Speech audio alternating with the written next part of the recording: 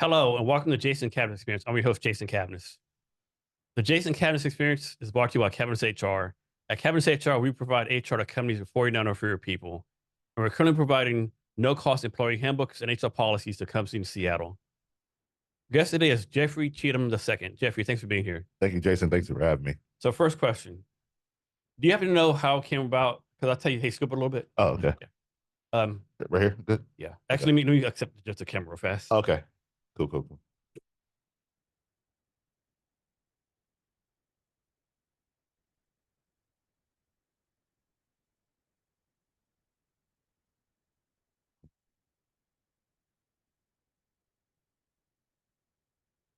So after you tell me your story, I'll tell you the story how my name was the second. Mhm. You happen to know how your parents named you the second versus junior? Funny story. So originally my dad wanted to name me Julius Brown because his father's last name was Brown, and Julius was after Julius Erving, who was his favorite basketball player at the time.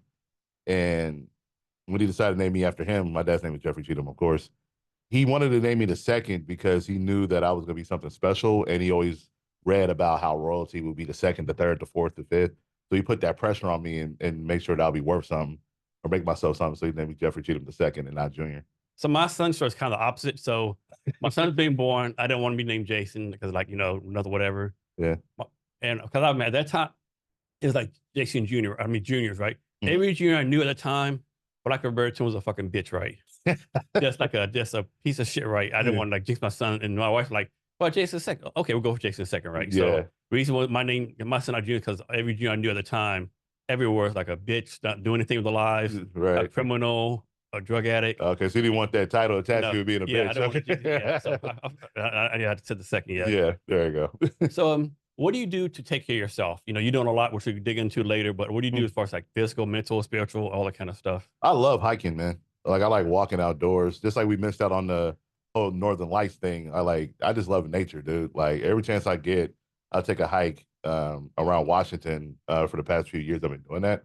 And I didn't know that Washington has so many great trails, so many great outdoorsy spots that you can just immerse yourself in and get lost in. So I'll do that. I work out at a dojo. I started working out again at a Christy Dojo. My bro Solomon Prince is one of the instructors there, so I've been working out with him, and he gets me right. It's like high intense training with boxing, wrestling, cardio. So I'm getting back into it again. I lost 10 pounds, so this time next summer my body's gonna be completely different. So we'll get back to hiking in a minute, but yeah. So you bought a boxing. Mm-hmm. You watching the Jake Paul Mike Tyson fight? Yes, I'm gonna watch that. It's crazy. Like you have all these young 20-year-old females. Oh my God, I feel sorry for Mike Tyson. Jake Paul's gonna beat his ass. No idea. Yeah, they don't know. They don't know idea of the monster that lives in that old sage. And like he's not smoking dope no more. He's training. He's focused. He said he's back to his old self where he doesn't like to do, but he said he needs to Yeah.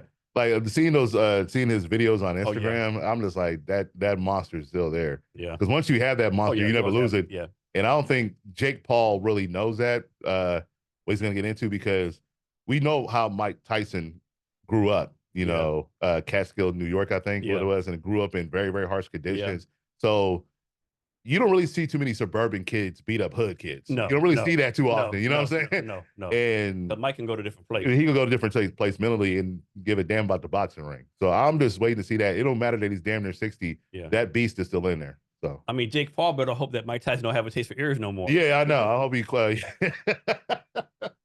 I forgot about it. I just had that flashback of the whole scene with Evander Holyfield jumping like, ah. It's like I remember the first fight they had like Newsom had like, what happened? What's going on? Yeah. He bit his hair. Oh shit. And like, there's a fight going on. Yeah. But is there a fucking again? Like, what's going on? Twice. That was crazy. That was crazy. Yeah, hopefully he doesn't have a taste for it no more. We know that Mike likes to smoke weed. Yeah. So hopefully he didn't have the money. And people are talking about Mike Tyson's gonna take a dive, whatever, for the money. Like, I doubt it. No, he don't need the money. He has too much pride. Right. Like as soon as I knew, because that was my original suspicion, but as soon as they announced that it was a sanctioned bout that's going to be on an official record, that's when I was like, ooh, yeah, this might okay, Mike got this one. Is this true? I saw this on the internet. Of course, you can't trust the internet. But I was saying the rules were like Jake gets to wear like a helmet. They have different size gloves and stuff. I heard that too. I don't know if that's true or not. There's no way that can I hope not. That can be no way. No, please don't do that, because you didn't do it for nobody else. Yeah. Don't do it for Mike. In no way that's Nah, true. give him the fair fade, man. And plus, I think they're doing that Cowboy Stadium too. So that's gonna be sold out. Star-studded. It's gonna be crazy. Man, that's gonna be. I can't wait to see that. That's in July. I think so, yeah. Yeah. And I'm thinking like, if I'm Jake Paul's manager, I'm like, don't do this because like, Mm-hmm. imagine he wins, right? Mm-hmm. You beat up an old ass man. Yeah. He loses. Yeah. I mean, like, it's so Jake Paul's like he's lose. Yeah. Actually, I would push back on that and say win-win, because if he loses, that's just Mike Tyson. Yeah. Like that's Mike Tyson. Mm-hmm. But if he does beat Mike Tyson, that feeds into his villain arc anyway. That's because true. Jake Paul's been presenting himself as a villain, Yeah, and it true. fits into that. Yeah. And he's going to make a lot of money regardless. So now people are going to continuously buy these fights to see somebody finally beat Jake Paul. It's kind of like the Floyd Mayweather thing. Yeah. You know, when Floyd Mayweather was doing his thing, he always fought Mexican fighters on Cinco de Mayo, knowing that all the Mexican community is going to buy him, just watch him lose. That's true. So I think that's what Jake Paul is doing. So this is something else I would do. You know, Mike Tyson has that dope company, right? Marijuana. Yeah. You know, he sells these little gummies called Mike's Bites. Yeah. If I was Jake Paul, I would go to the fucking bag of Mike's Bites and throw them in the ring. Yeah, I'll definitely. Yeah, continue to be the villain, man. Yeah. So back to hiking. How many years you been hiking? I would say in the beginning of the pandemic. Okay. Because when the pandemic started, they shut down all the public parks. Yeah. But they didn't shut down those trails though. So when I would start walking, I would go to Coal Creek Trail in Bellevue, or Coal Creek Mountain, or Tiger Mountain in Bellevue. Went to a couple of spots like North Bend and stuff like that. And typically I don't hike, but when I started doing it during the pandemic, I didn't realize how much peace I felt just being out there in nature and being lost. You don't hear it's so peaceful. Yeah, don't feel the sound of electricity, or you don't hear cars. You just hear the leaves like rustling because of the wind. Nature, all the nature, and you really start getting to know who you really are because all the distractions are gone. Yeah. Do you have any favorite spots? Coal Creek Trail. Where's that at?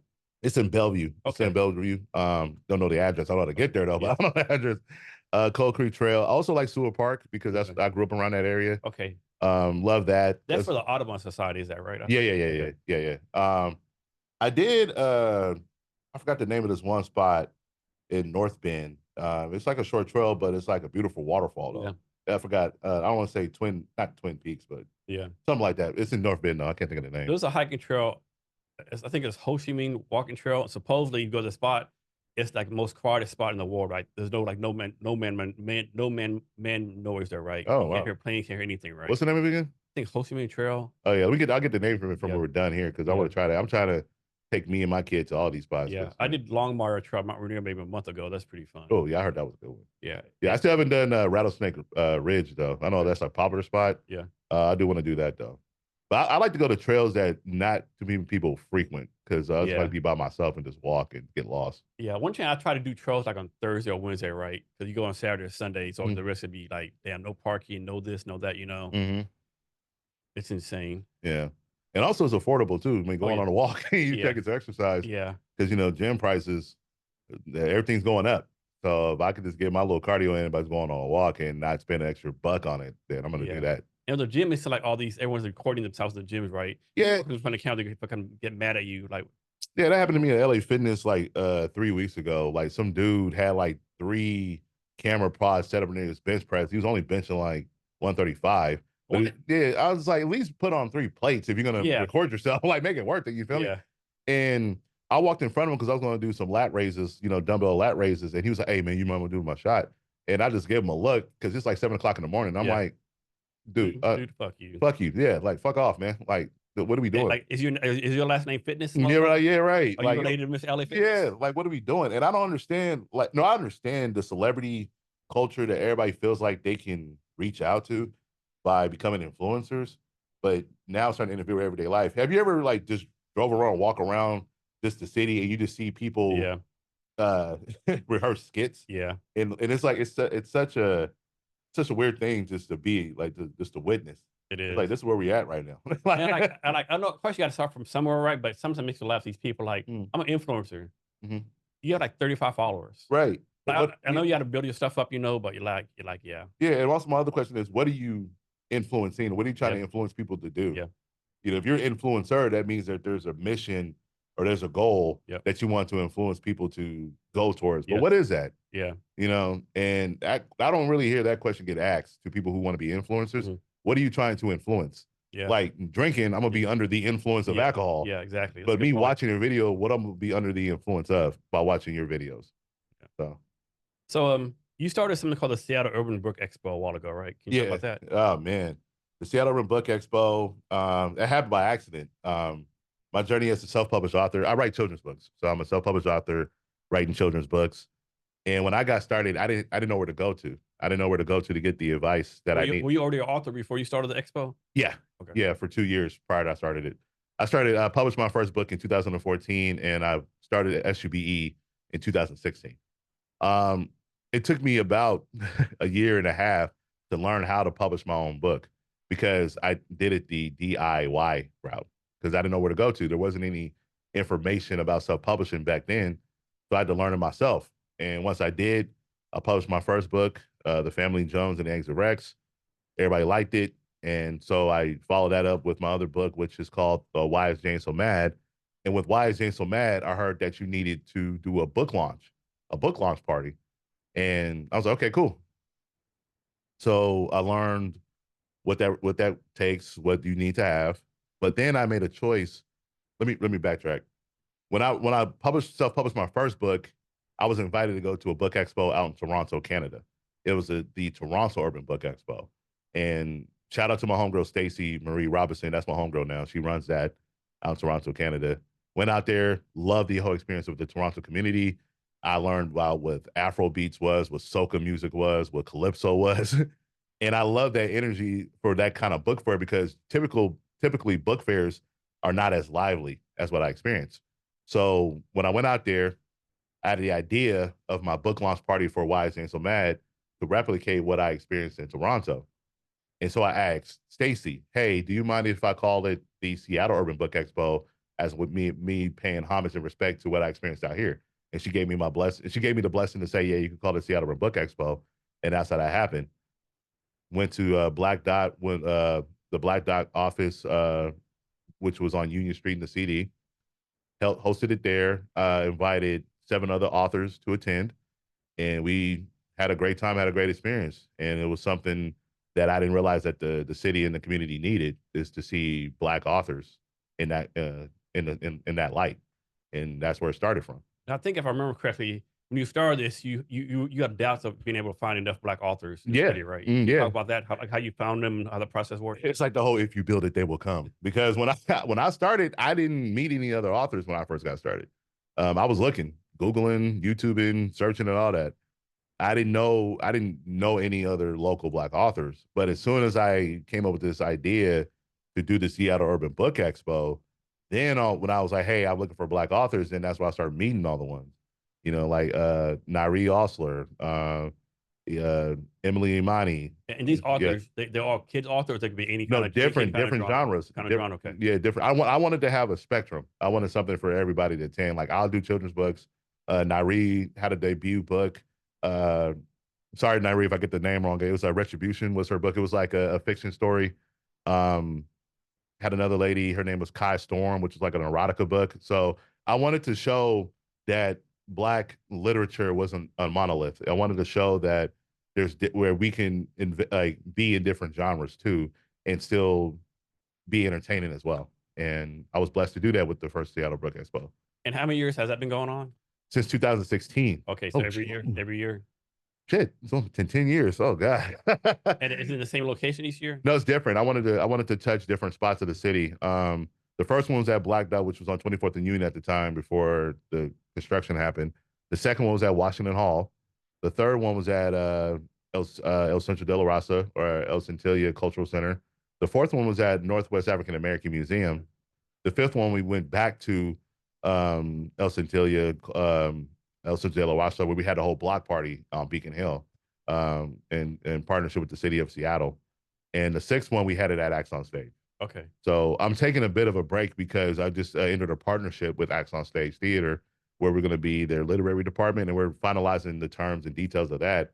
And we're gonna come back and do a children's book fair, a BIPOC children's book fair in December. So, how do you decide to become an author? Was you always interested in like English literature and grammar as a kid growing up, or just one day you're like, I want to be an author. Yeah. Talk about that process. That process, I've always wanted to tell stories. Like, I'm not going to come up here and kind of think and lie to you saying that I'm some kind of literary or English language aficionado. I'm not. I just love telling stories. Um, when I was a kid, I grew up reading comic books thanks to my dad. My dad got me on Spider-Man, Batman, and Archie comic books. And I tell you what, Yeah. if like someone our age says they don't read never read comic books, or don't like Spider-Man, I can't trust you. Yeah, I can't trust you. I don't. We don't believe you. Like, you don't like Spider-Man? You're like, you don't like any kind of Yeah. pictures. Like, Yeah, I don't trust you. just stop it. I don't trust you. Yeah, I grew up on that, especially Archie's. Like, Archie comic books were my favorite comic books growing up as a kid. Are you know about Archie's? Yeah. Yeah. Veronica and Yeah. what's the other one's name? Betty. Yeah. Jughead, Reggie. Oh, I love that. Yeah. I love that whole the Americana flavor that show, like the everyday kids going through everyday life stuff. I love that. So it was like, I loved it so much. Like, breakfast, I'll eat my food and read art, have a comic book in my hand, reading it at the table. Dinner, same thing. And when I went to John May Elementary School, and with language arts assignments, I would do it as a comic book form, like with the panels and stuff like that. And when I got to college, I was hurt, had like a separated shoulder or whatever. And I was watching The Lion King. Lion King's one of my all-time favorite movies. And I was like, I want to do that, like tell stories. I don't know what me watching. I watched The Lion King 1,000 times. I was like, I just want to do that. Let me tell a story. And at the time, I was helping teammates do their homeworks and stuff. I helped a couple of teammates do their English homework, so I got the thrill of writing from doing that again. And when I came back home, I found out I was going to be a father. And I made a promise with my daughter that I wanted to show her that it's okay to pursue your passions and dreams, because I've always wanted to tell stories. Originally, I pursued writing movie scripts. Like, I wanted to write a script, sell it, instant Hollywood fame and glory, right? Wealth and all that, But it didn't work out. For years, I was shopping around a script, didn't know how to do that. And, kept meeting a couple of actors, but they kept trying to steal it. Kept like, hey, just give it to me and I'll play. So I was like, that don't make no sense to me. So when my daughter was 4, she wanted a dinosaur book. And I took her to the Barnes & Noble in South Center. And when we went inside, I was looking at all the covers of the children's books. I didn't see my kid anywhere. And then the light bulb went off. I'll write her a book. I'll write her a children's book. No clue how to do that. And that's where, like earlier I was talking about, the 1.5 to 2 year process of me finding that out, because I wanted to write my daughter a children's book because I wanted cool dad. And what year was this? This is 2012. 2012, and I published The Family Jones and Eggs and Rex in 2014. I think that's a pretty quick process, isn't it? Just 2 years. I have no idea. No, it's long because I had no clue what I was doing. Okay. And now I could just do a quick turnaround with a book now because I know the process now. But I think people forget how niche of a market self-publishing was 10 years ago. It wasn't like it was today, where it's so easy. There's so many applications. There's so many organizations that do it. 10 to 12 years ago, it was frowned on to be a self-published author because it looked like you were an amateur. You're not professional. Like, why would I do that? But now it's such a market that's beneficial to everybody now. It's popular. But 10, 12 years ago, no. You don't do that. Everybody wanted to go through Penguin Random House or Simon Schuster. But now I love seeing where it's at right now. So the characters in your book, Mm-hmm. like, can you talk about, like, are they based on different people? Can you just talk about how you come up with character development, all that kind of stuff? Yeah. The characters I write are based off experiences that I want the reader to have. So with Why Is Jane So Mad? The story is about Chad and his best friend Jane. Jane is upset because her father's away in the military, hasn't come back home yet. So Chad wants to cheer up Jane. So the intent behind Why Is Jane So Mad was back in 2016 when I wrote it. I wanted to show a story about a boy and a girl friendship that isn't romantic, because I noticed that with children's books, whenever there's a male to female dynamic, there has to be some inkling of like a crush, a like, and blah, blah, blah, blah. I didn't grow up like that. I literally have homegirls who I would consider my sisters. They're not blood, but they're like my sisters. Nothing else, nothing like that. So that's reality that we all experience when we have women that are just friends and they're like the best friends in the world. And at the time, I didn't see that in books. I didn't like that. I don't know why it irked me of that like that had to be implied that if you see a boy and a girl on the same page or on the same stage, there has to be a romantic tension. That's not reality. And also too, I've always noticed too when I was reading books that the boy was always the bully of the girl in children's books. He was the antagonizer. He'll throw gum at her, throw a bouncy ball at her. But I wanted to show a boy being a friend, being a kind person. And so that's an example of the experience that I wanted to express. So, is there any plan to get outside the genre of children's books, right? Different subjects. Absolutely. Man, I've been stuck on this chapter book for about 4 years now. I'm working on a series about pirates, about Afro Caribbean pirates. It's like a sci-fi fantasy. I've been stuck on it for 4 years. I'm like beat myself up over it, but the story is so rich. I'm still piecing it together, and so I can finally complete it. But I do, because originally my plan was to write a book that matches my daughter's age, because my daughter was my target audience. My daughter's about to be 15, 16 now, and her ass is reading romance novels. Yeah. So I'm not writing a romance novel, absolutely not. But it's time to me to grow out of that, and also to challenge my creativity and my artistry too. So yeah, that's the goal. Are there any authors that you like? I won't say emulate, but any authors like you kind of base your writing off of? Like, man, I like the way this guy writes, this girl writes. Um, Authors, um, actually, no, not authors. It actually is screenwriters from films. Like I Okay. love the way Christopher Nolan and Quentin Tarantino write movies. I love the passion that Ryan Coogler has that he expressed in his characters. Oh no, my favorite all time book is The Giver by Lois Lowry. And my intent and the way I try to do, like I write my books, is I want to make it simple to understand, but you feel the impact of the world that's being built. And that's what I felt like with that book, The Giver. So for back to your book expos, Yeah. all the goals are there like to increase like black authorship for people in Seattle, Mm. just increase black readership, or is it another goal? All the above. I want to increase the black and brown literature ecosystem. I just want to everything and all the everything and everything included with that, whether it's authors, writers, editors, peer readers, beta readers, bookstores, libraries. The intent for the Seattle Urban Book Expo was to provide a platform for black and brown authors to showcase their literary art. That was the intent, and I love seeing where it's going now, where we have bookstores popping up throughout the state. You know, you got the Loving Room. Shout out to Christina. You got Parable. Shout out to them. You have another one that's in Pike Place, which I'm so sorry I forgot the name of it, but it's in Pike Place Market, and also Estelitas Libraries, which is a social justice bookstore. I love seeing the growth of that, and that's why whenever I'm asked, I always do my part to help out to raise the awareness of these places, raise the awareness of the authors, and give an opportunity for people who haven't written a book, give them a chance to do it. How do you do this, right? Mm. Like you do your next book expo, whatever it is. How do you make sure someone like wants to be in this action author, right? How do you vet them? Like make sure some like, Mhm. lack of better term, frauds don't come up. Oh man, I'm uh, sure you get them. I do, I do. I've gotten a couple. I just have a conversation with them, and I've learned that if you let people talk long enough, they'll tell you the truth.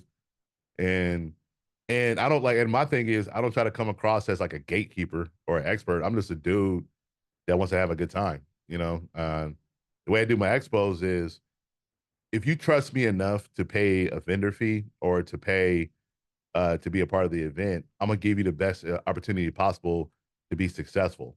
Whether it's meeting or networking with people in the community who are a part of the book community, or you selling the amount of books you need to make your money back from what you spent to get a vendor table. So that's my promise to everybody who is a vendor at my events. There's a Gotcha. plan to like go to different cities in the future, like almost like a Yeah, franchise model. yeah, travel like a traveling circus. Mhm.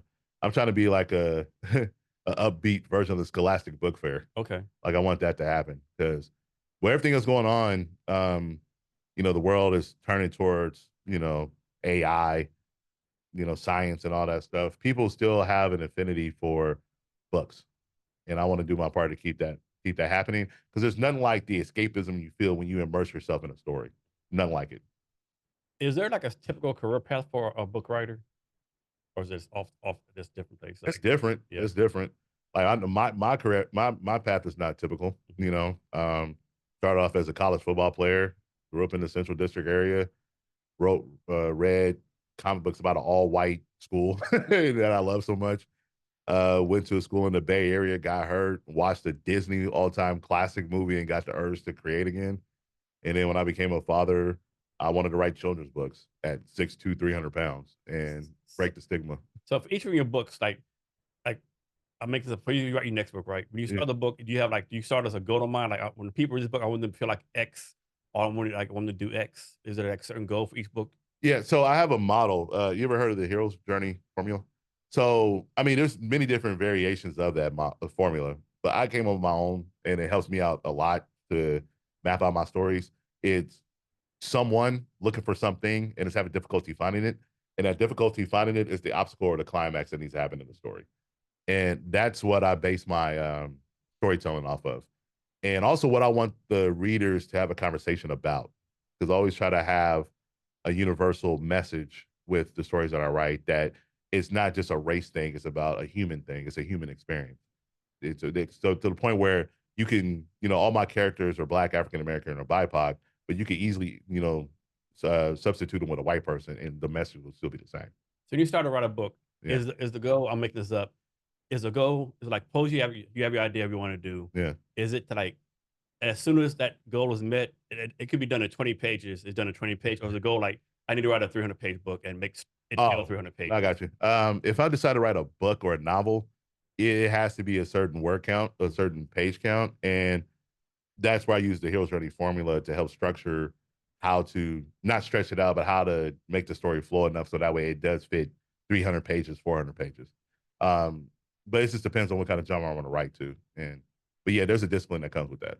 All right. And next, I think, remember you wrote your first book, you found out you needed a publisher or illustrator editor. Can you talk about how you found these people and the process for finding them and vetting them? Oh man, you remember Craigslist? That was a gold mine back in the day. So I found my first illustrator, Sean Crumb. I found him off Craigslist because I didn't know where to go. I mean, I tried to go to Hugo House, but it didn't help, and it helped me out at the time.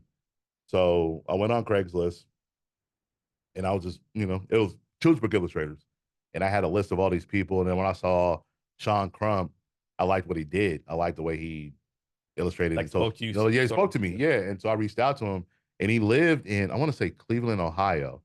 I was like, oh man, how's this going to work? We're not in Washington. I was hoping to find somebody in Seattle so I can just go to the coffee shop and do it. But he was in Cleveland, Ohio. But I was like, okay, I want to make this work. I like this guy. Let me just trust the process. He told me his rate, and he did his thing, and that's how I did that the first time. And you still use him for all your books? I've been spoken to Sean since, but shout out to him. No issues. I just, moved on. Okay. But the next time, my second book, Why Is Jane So Mad, I went on Instagram and I found Ebony Glenn, and she's a well-known author, artist now, doing really great work. And I found on Instagram, same thing. She's based off Atlanta, Georgia. So I was like, okay, I've done this before. I've worked with people out of state, and worked with her and did Why Is Jane So Mad? And I'm so grateful for her for doing that. And then my third and fourth book, which is High Blue Sky and What Happened with Charlie McClare, I met Instagram again. I met a woman named Johanna Pacula who lives in France. So I've never had an illustrator that lives here. So all my illustrators have always been out of the state or out of the country. And I feel like it holds me accountable to make sure that I get this process done, because I can't just roll up on them. So here's one for you. Yeah. So do you consider yourself a former football player, a Black man, a parent, an author, an actor, entrepreneur, or something totally different, or some kind of combination of all the above? I'm all those things, because all those things led me to this point today. Like, all my experiences as a Black man helped guide me in my decisions to become an artist. How I express my art is, I wear it because of my history. Me being a football player has had an impact on me being an actor. I'm all those things. I didn't know I was going to be on this road. Like, it's a weird thing to experience, because I grew up, it was all sports, football, baseball, basketball. And then when I got to high school, I got bit by the theater bug, but I didn't want to express it, because at the time you couldn't be multifaceted. Yeah. You couldn't be a Renaissance person growing up when I was growing up. You're an actor. You're one of those fruity football players. Yeah, right. Exactly. Fruity football players. Like, yeah, like, oh, you fruity. Are you trying to be stage? Are you trying to wear them tights, them little leotards, bro? And like, yeah. And that was a real thing back then. Yeah. I didn't want to get mocked or, looked at as weak, but I always would sneak in. And I went to Franklin High School, and the theater teacher was Miss Smith. Yeah. And she'll have theater sports. So when I would skip class, I skip class. I would sneak in and look behind and just watch. them do their theater stuff and be yearning to get on the stage, Yeah. but I didn't want to be called fruity. Yeah. So, you know, Or probably a worse term back well, those way days. worse that would get us canceled today. So, Way worse. As, yeah. so I know if you're like a author writing novels, you can be on the top 10s, New York top 10. You want all kind of like Nobel Prizes and stuff like that. I want all that. Can you do that as a children's author? Is there, Yeah, you can. okay. You can. It's a selection process, and also it's about timing too. Mhm. Just like with the algorithms to be an Amazon bestseller and New Yeah. York Times bestseller, it's about the timing of when you drop the book Mhm. and also what else is going on. You know, you could be a New York Times bestseller if you sell 5,000 copies the first week, Yeah. or you could be a New York Times bestseller if you sell 300 copies one Yeah. week. It's just based on what's happening at And that is that moment. based on genre too? Like, can you be top 10 in like a space drama, top 10 in murder mystery, Yeah, top 10 in romance? Yeah, it's based off genre. It's Okay. based on genre, and also what's popular, what's going on with that genre. Yeah. Can you do this? Like, suppose someone came to you like, man, like I really like your writing style, but I'm gonna write a book on, I don't know, space invasions of Jupiter, the year 2121. Yeah. Can you like just take that and write a book about it? Yeah. Okay. I can. I can write about anything Okay. because I have my principles and my disciplines Mhm. on how to construct a story. That just has to make sense to me though. Yeah. Like, what am I trying to say? Yeah. Like, okay, if is the invasion of Jupiter a message about being proud where you came from? Like, Mhm. what are we Okay. talking about here? You know what I'm saying? Okay, I got it. You know, because I don't like stories that just are there just cause. I like stories that speak to me as a human. You know, that somebody could take away from. You know. Have you ever done like ghostwriting for people? Mm-hmm. Okay. Yep. How does that work? Like someone just gives you like a short story of life and you just take it from there? Like how do you Yeah, take I have that? different tiers. So one, I just write the story for you, and then we sign a contract or an agreement where I just release all ownership of it, and you pay me a fee. I could be a co-author where I fill in the blanks of what you can't fill or what you can't say. I'll fill it in for you. And then I know what is I coach too. So Okay. let's say you want to write a book, and you just want me to help guide you about how to construct the story, how to format the sentences or the paragraphs. I do that too. But ghostwriting, people just ask me. It's like very word of mouth. Yeah. Like I don't have it on my website. People just ask me, and I tell them, give them my rates, and then yeah. And so how do you keep this happening? This happened a long time ago. So Charles Barkley wrote a book, right? But it's Mhm. ghostwritten, right? Yeah, of course. And then of course there's some of the book that Charles Barkley knows in the book. Yeah, It's like I didn't say that. Charles, this is your book. My ghostwriter, right? yeah. Like how do you keep that like just totally taken over, so to speak? Make sure what needs to be, you know. I tell the people that I've worked with who I've ghostwritten for, read what I wrote. Yeah, read it Because before if you you're going to release it. promote it, Yeah. you need to know what's in it. Because I know it's hard for a person who doesn't like to read to start reading, and Yeah. typically people who hire ghostwriters normally don't like to read. Yeah. They just wanted to put something out there as part of their brand or to promote something. Yeah. So I tell the people that I work with, like, make sure you read the book or the story that I've written for you at least a couple of times so you're familiar with what's going on in case you're asked about it. Yeah. How many times have you done that? I've ghostwritten 5 children's books. Okay. And I've ghostwritten 2 chapter books. I mean, don't tell the details, but is that pretty lucrative for you as far as financial stuff? Yeah, it's pretty Okay. good. It's pretty good. It and also it's good. Sorry, I need to get some water. Sorry. Well, how I look at it is it keeps my mind sharp. It's like practice and training. Okay.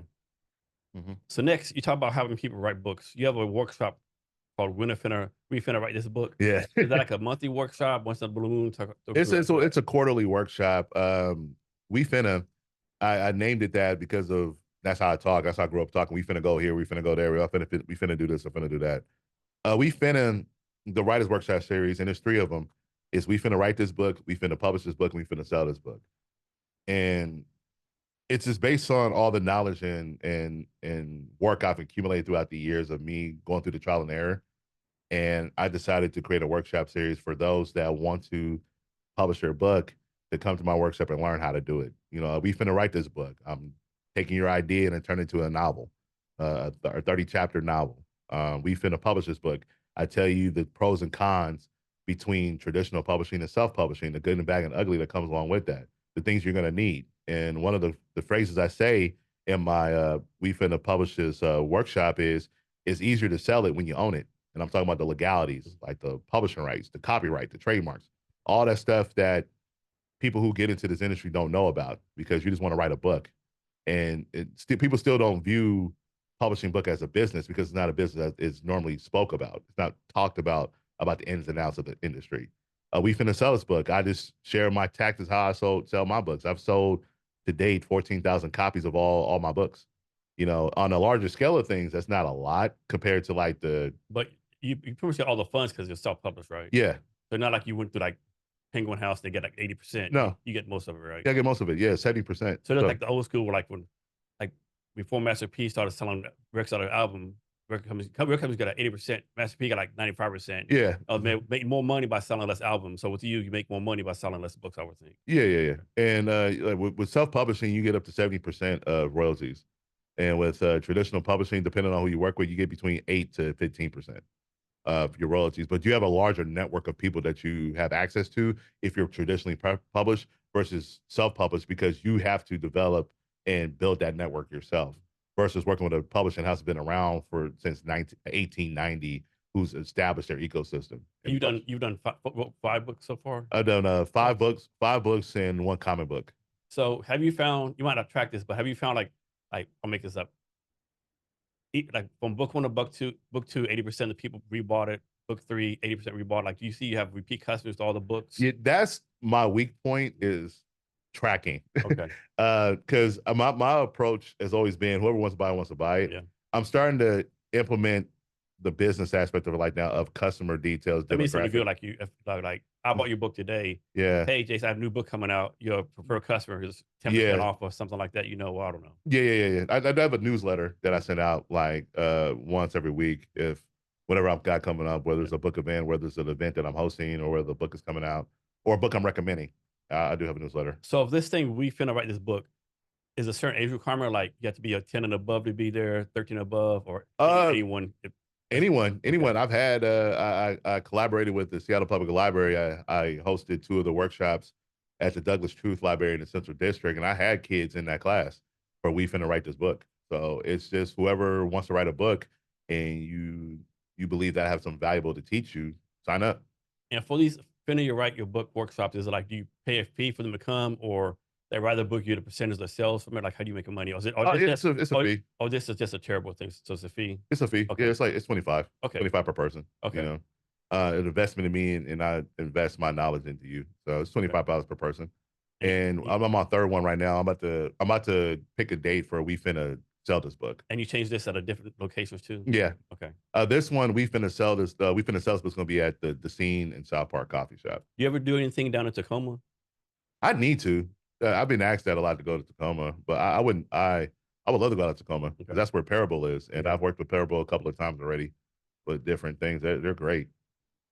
So next, I can't remember. I found this. That was internet, but it said, is it just SUBE? Mm-hmm. Founder Jeffrey Cheatham initiates Seattle's first ever children's book day. Oh, I had a BIPOC Children's Book Day at Town Hall Seattle. It was the first BIPOC Children's Book Fair. And shout out to Town Hall Seattle for allowing us to host it there. I just want to, I'm a children's book author, so I just felt that it'll be dope to have a book fair that celebrates Black and Brown children's book authors and Black and Brown children's books. And we did that in December 2023. Yeah, December 2023, and we did it again in May 27, 2023, as well.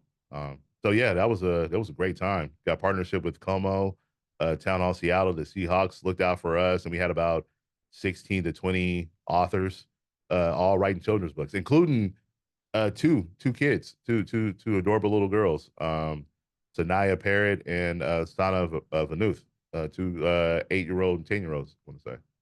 So when you write your book, you have to be like, you need like a lot of like TV on, stereo on, a lot of music going on, a bunch of noise, or you have to be like in like a contained, no noise, no video, just like you and your book writing and no distractions. No, I love noise because I feel like the vibe I have when I'm writing is gonna show itself on the book. I've written all my children's books at a coffee shop, at the station coffee shop. Like all my children's books I wrote at the station coffee shop on Beacon Hill. And if people know that coffee shop, it's very active. And yes, I wrote books there. So, because that energy I get from that place, it's evident in my writing. And what's the right process? Is like you like write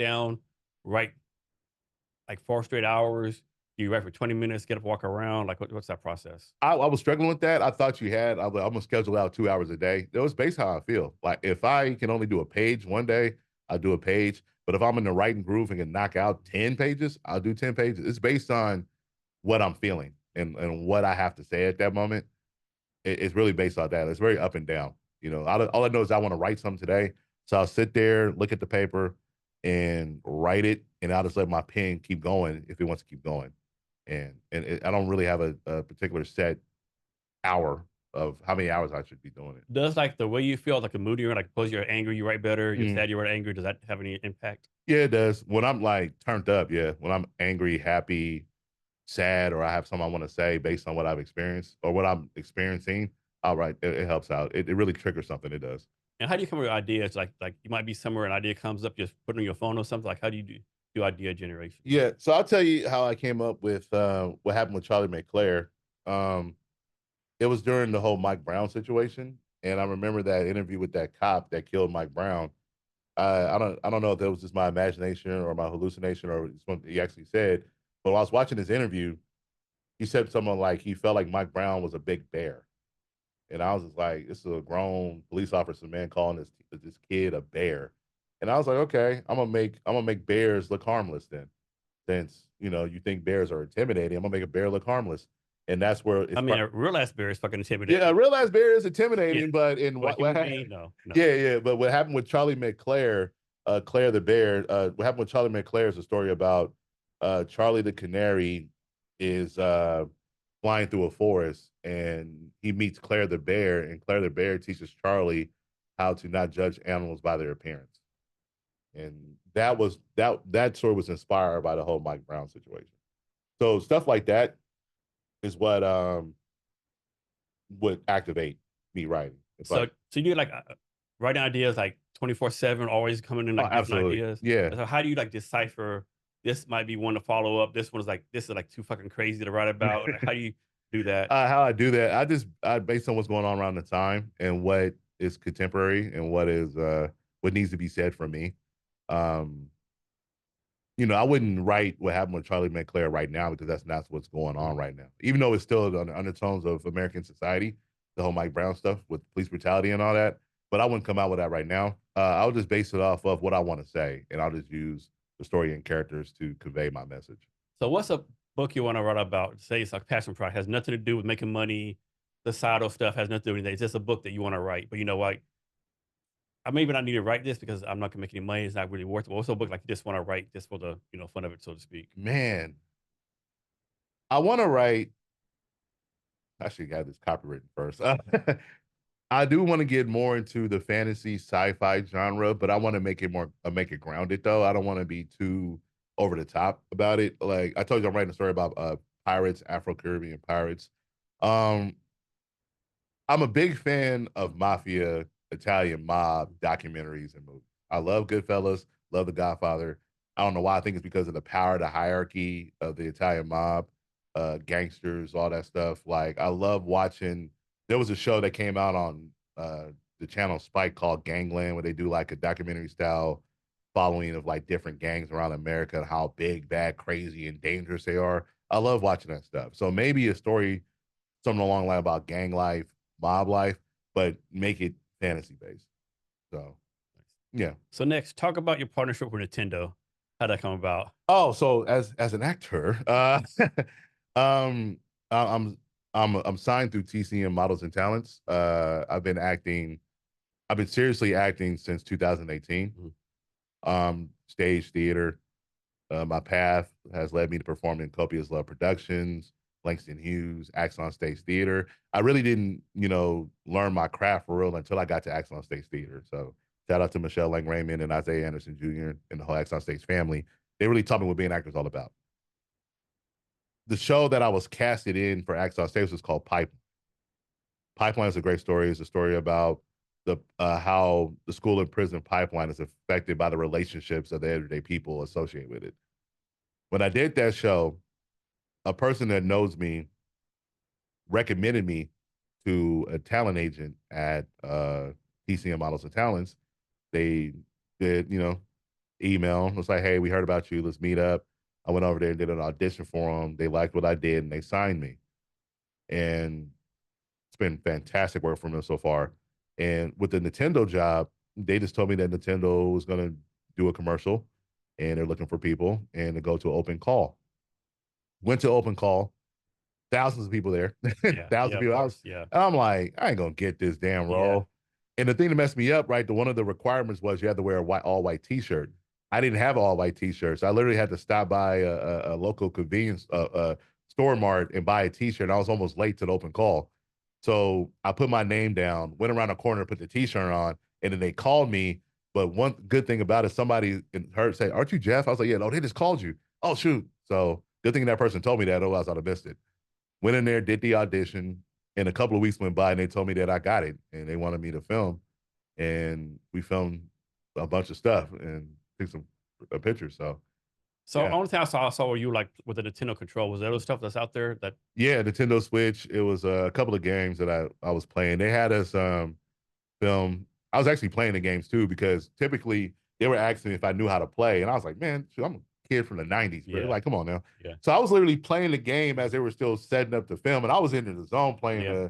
the new Mario Super Mario World Yeah. Wonder. I was just playing it, and they were just, and literally those shots and those videos of me playing was just really me playing, Yeah. and it just caught me in the moment. Okay. Because I like this childhood stuff. Like I can do this, you know. So how's it work for you getting paid? Like the talent agency gets the 80%, you get 20%. How's that cut work?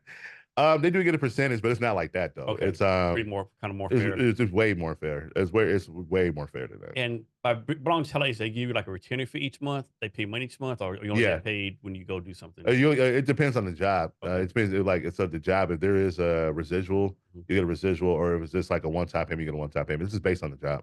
Have you ever done anything else with them besides the Nintendo? Yeah, I did another commercial for the Washington State Health Authority. It was a social media ad, and they renewed the contract, so now it's played on local television. So Okay. it's in local commercials right now. Okay. And also, I've done a lot of fit modeling stuff, you know, for different companies like golf apparel or just sportwear and things like that. How about this? Suppose the agency comes to you and say, "What we do a ad for this," and you're like, "Yeah, I'm not down with that." Can you tell them no? Mhm. Okay. Yeah, I have the right to refusal. Okay. Like I'm not required to do every single job they come across. They'll Okay. just let me know, hey, there's an opportunity for this. Mhm. Do you want this? And I got a right to turn it down, decline it or not.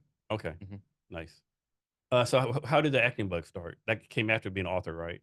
Yeah, but I've always wanted to. Back to Like, high school, yeah. back in high school, and also back as a kid. Like, you know, Batman. I would have my coat over my head, and I'm Batman with the cape and all that stuff. So it made Like, you finally like jump in the water, so to speak, and start doing this after all uh, these years. man, 2017. You know, I was making my rounds as a children's book author, and my homegirl Marie Cadet was like, "Hey, there's this stage reading at Langston Hughes called Every 28 Hours." I was like, "Oh, I'm not an actor." She's like, "No, it's a stage reading. You'll have your script on stage." I was like, "Okay." And they gave me the script. It was about 80 of us. So there was that many people. I'm sorry. It was 20, but it was 81-minute shorts every 28 hours, all highlighting racism, police brutality, and all that. And so when it happened, I got on stage and we had a good, nice crowd. I had the script, and one of my scenes was interacting with this with a white guy about what happened in the past, we're in the future now. Him and I was doing our scene, and I noticed the reaction from the crowd. And something about that was like, ooh, I like this. Yeah. And it reminded me of playing sports, right? Like I played a defensive tackle, so I make a tackle behind the line of scrimmage. You get the reaction from the crowd, that whole gladiator thing. Yeah. And when I did the play at Langston Hughes, that's why I was like, I remembered that I did want to do this when I was a kid, and I've already achieved more than I thought I would as a children's book author. So that the whole doubt thing doesn't exist no more. Let me pursue acting. Let me see, right? But I was still scared because, you know, back then I was, you know, in my early mid 30s, typically supposed to be young when you first start, right? So I was like, let me try it. And fortunately enough for me, I had a homegirl, Aviana Rodriguez Brown, who was directing a play called Hypotheticals at Copious Love Productions. And she's been a big supporter of me since day one. And she was like, hey, I'm about to direct this play. I want you to be in it. And I was like, is it a stage reading? She was like, no. I was like, oh, damn. I don't know. I got to memorize my lines. She's like, yeah. And so she cast me in this play, Hypotheticals, where I played David, where I wanted to be a school teacher. I was a janitor at a Montessori school, and my aspiration was to be a school teacher. And I had a bad interaction with the person I work with. And the whole process, rehearsals, learning about character, finding your voice, I loved it. And then I took what I learned from being an author and applied it to acting by just DIY, doing it yourself, because I didn't go to a acting workshop, or acting class. So I use YouTube and Google again. YouTube University. Yeah, YouTube University, it's free, no college debt. And after the performance, I loved what I felt again. And years passed, right? And I still had it. And then Acts on Stage, a Black-owned theater company, launched in 2020 during the pandemic, and they had their premiere show was 12 Angry Men. And I was like, okay, well, there's 12 male parts. And if I can get one. I can get one. If I don't get one, maybe I shouldn't do this no more, right? So when I auditioned, I got the role, and that's when I knew, oh, hell yeah, I want to do this. I love this feeling. And how old were you in 2017 when you started doing this? Like, for real? So it's 27 years ago, 31, 31. 32. Can you talk about lessons learned that people can get from you as far as, like, a lot of people like, I'm too old to start this, Like, one time I was on social media, this guy was 55 years old, learning how to skateboard, like, making fun of, like, dude, I'm 55, I'm gonna do what the fuck I want to do. Like, Yeah, can you just talk about, like, doing what the fuck you want to do and don't listen to critics or the naysayers, like, do it? Yeah. My thing is, just like you said, I don't give a fuck. Like, the older I got, the less fuck I'm giving. Because it's like, I've done everything. I've made it here. Like, I've had so many friends, so many people I love and care for, they ain't here no more. And the fact that I know for a fact most of them had things that they wanted to do, but they didn't get around to it because they felt like they had enough time. Like, oh, I'll get around to it. I have time. And now they're not here no more. I don't want that to be me.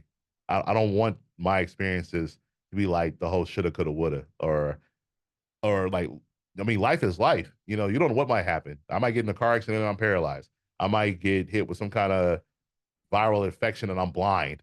God forbid, but that's how life works. That happens all the time. So I don't want to have regrets. And right now, all I'm doing right now is making the childhood version of Jeff happy, because all the things I wanted to do in my childhood, I'm starting to do that right now. I wanted to be an actor. I want to be an entertainer. I want to be a storyteller. I'm exercising all those things right now. And so for everybody that's my age, I'm 38, do it. Who cares? Yeah, I'm 38 years old. I ain't never been 38 before. I don't know how you supposed to be when you're 38. There ain't no manual about age. You know what I'm saying? Like your age is predicated on how you feel. And I know growing up, a lot of people acted mature. A lot of people acted all adultish, but I don't want to have no regrets. I love feeling free and young. I love feeling this life. You know what I'm saying? Isn't it funny, the older you get, the more you realize that nobody knows what the fuck they're doing? Exactly. Like, you're a kid, adults have all figured out. No one has to figure out. I'm looking at all my uncles and aunties like, y'all really didn't know what the hell y'all were doing, but y'all were trying now. So yeah. So is one of your goals to be like, write a novel and then play the title character in a movie? Yeah. So one of my goals, I'll speak it right now because I do believe in manifestation, but manifestation through work though. You can't just speak it. You got to do it. I want to be in a play in ACT Theater, the Contemporary Theater, which is downtown. I want to be a production there. I want to be a production at the Seattle Rep Theater. And I do want to write a chapter book, a novel. I can't dictate what happens with the chapter book. I just want to write it, publish it, and have it out there. Is there a difference between the way, like, actors, like, acting methods or way you prepare to act, between like doing like TV, movies versus theater, or is acting? Yeah, there's a difference because I have done background work at TV shows. Like I did background work for Three Busy Debras for Cartoon Network, but I have been on a Hollywood set. And the thing with TV shows and movies is it's a lot of hurry up and wait, because a lot of the times, like a lot of sets, it takes a lot of time for the crew to set up a shot. And it takes like 4 hours to set up a shot that only takes 30 seconds. And you set up a camera this angle, you do the scene 3 times, okay, cut. And then they move the camera and do the same scene 3 times, cut. And then you have to bring the same energy. You got to be the same energy, and you got to like move the same way. Like you can't use this arm and then the next scene, and then when they switch the camera shot, you do this arm, because they have somebody there that is I forgot the name of the person, but they make sure everything is working in sync, like it's cohesiveness or whatever. It's her weight with filming and movies.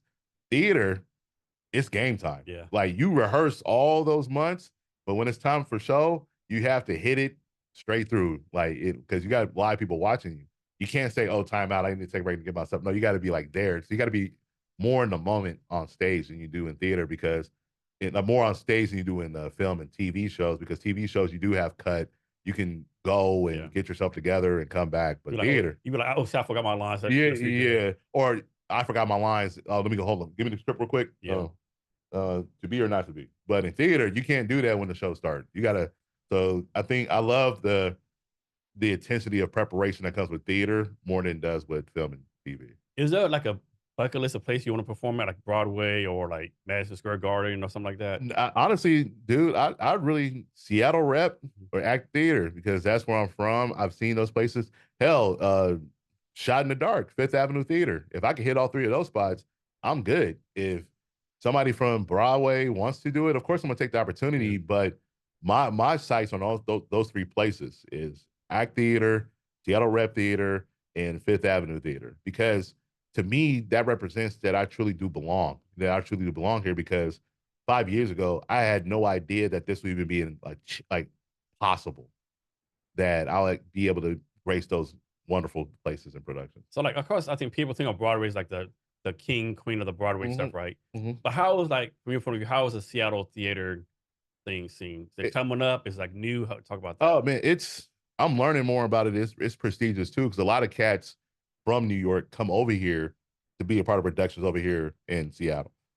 Um, a lot of people from out of state fly over here like frequently to get a part of it. And if people get part of productions, Fifth Avenue Theater, Seattle Rep, or Act Theater, they'll end up moving here because they see that the opportunity here is just as vast as Broadway. But even though Broadway is Broadway, there's like it's the whole prestige of it. But they realize too that Seattle has a great theater scene as well because of the storytelling that comes along with it. So it's very competitive too, is what I've learned, and that's why I'm very grateful for the path I've taken to learn the skills I've learned, so that way I feel comfortable and confident to know that I belong on those stages too. How about this? Like, of course, don't say no names. But suppose you like return rehearsal. How fast does it take you? Like, someone's rehearsing, right? You're like, oh Mm-hmm. man, this person's pretty fucking good. Mm-hmm. Or, oh my goodness, this person must have no friends that let him get up here and do this, right? How fast does that take someone to figure out? Oh, for me, right away, Okay. you can tell, and it's all about your effort and your intensity and your preparation. I can tell if you prepare for it or Mhm. not, Okay. if you take it seriously or not. So yeah, it's right away. Is anyone in Seattle or anywhere that you have not worked with yet, and as far as acting, you want to work with? I want to work with Omar. Shanice Omar, she's a lesson to me. Um, um, Honestly, outside of this, Shanice, I just want to work with quality people, just quality actors. If you know how to tell a story, I would want to work with you. But Shanice is the one that I'm gonna say I want to be on stage with her. So you're an author and an actor. Mhm. Is the way you improve your craft as an author like the same process as improving your craft as a actor? Or is like two different processes to prove what you're doing? It's the same thing because I didn't realize I was doing this as an author until I became an actor. I embody the story I'm trying to tell because as an actor, I'm a vessel for the story. I'm a spoke in the wheel of the story that's being told on stage. I try to do the same thing with the stories that I write. I want to embody it. I want to be physical. Like if I'm writing a paper, I might, do this. So it's the same principles, except I'm being more physical with the theater than I do with the book. What's a story out there that you want to be an actor in that that might be out of your comfort zone, so to speak? A story. That you might not usually do is outside your comfort zone. I want to do Midsummer Night's Dream, and I want to play Puck, Okay. like the king of the fairies. Like I just want to do that because I know the high school Jeff would cringe Uh-huh. at doing that, but now grown adult Jeff would love to take that challenge of playing Puck of Midsummer Night's Dream. Um, Also, it's more about content matter too. Like, something that deals with family dynamics or tragedies or some kind of like Phantom of the Opera or Hamlet or something. I think it's more about the story itself than the actual role. But the role I would love to play that I know would be like, oh my God, but I'll do it would be Puck. Okay. Yeah. What's the type role that you will not play? The type of role I will not play. Um, I don't want to do anything that's like criminal, Okay. like nothing like that, because you see that image of black men all the time. So I'm like that market is buried, dead. Criminal, hood, any of those negative, typical media stereotypes of black men. weak. I'm not doing none of that. So I found this somewhere. I think I don't remember where I found it, but it says I think it's a play you're in. Mhm. Brown Bodies on Blue Earth, directed by Broderick Rhines, premiering at the Uppergrown Mhm. Theater back on April. Was it back on April 18th? Yeah, yeah. So that's this year that happened. Yeah, no, it's like right now. It's going on Like, right so now. yeah, I got a show tonight. Okay, And okay, yeah. so talk about that stuff. Yeah, man. Plug that real fast. Well, thank you so much for that. Brown Bodies on a Blue Earth, written by Chris Eli Black, directed by Broderick Rhines.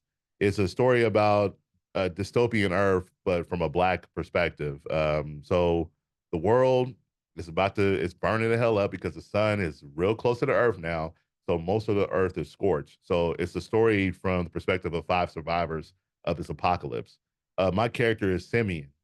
Simeon is somebody that you wouldn't expect to be a survivor in this situation because he's upbeat, optimistic, happy-go-lucky. Even though he knows the dire situation of what's going on, he still wants to keep a positive spin in that it's going to be okay.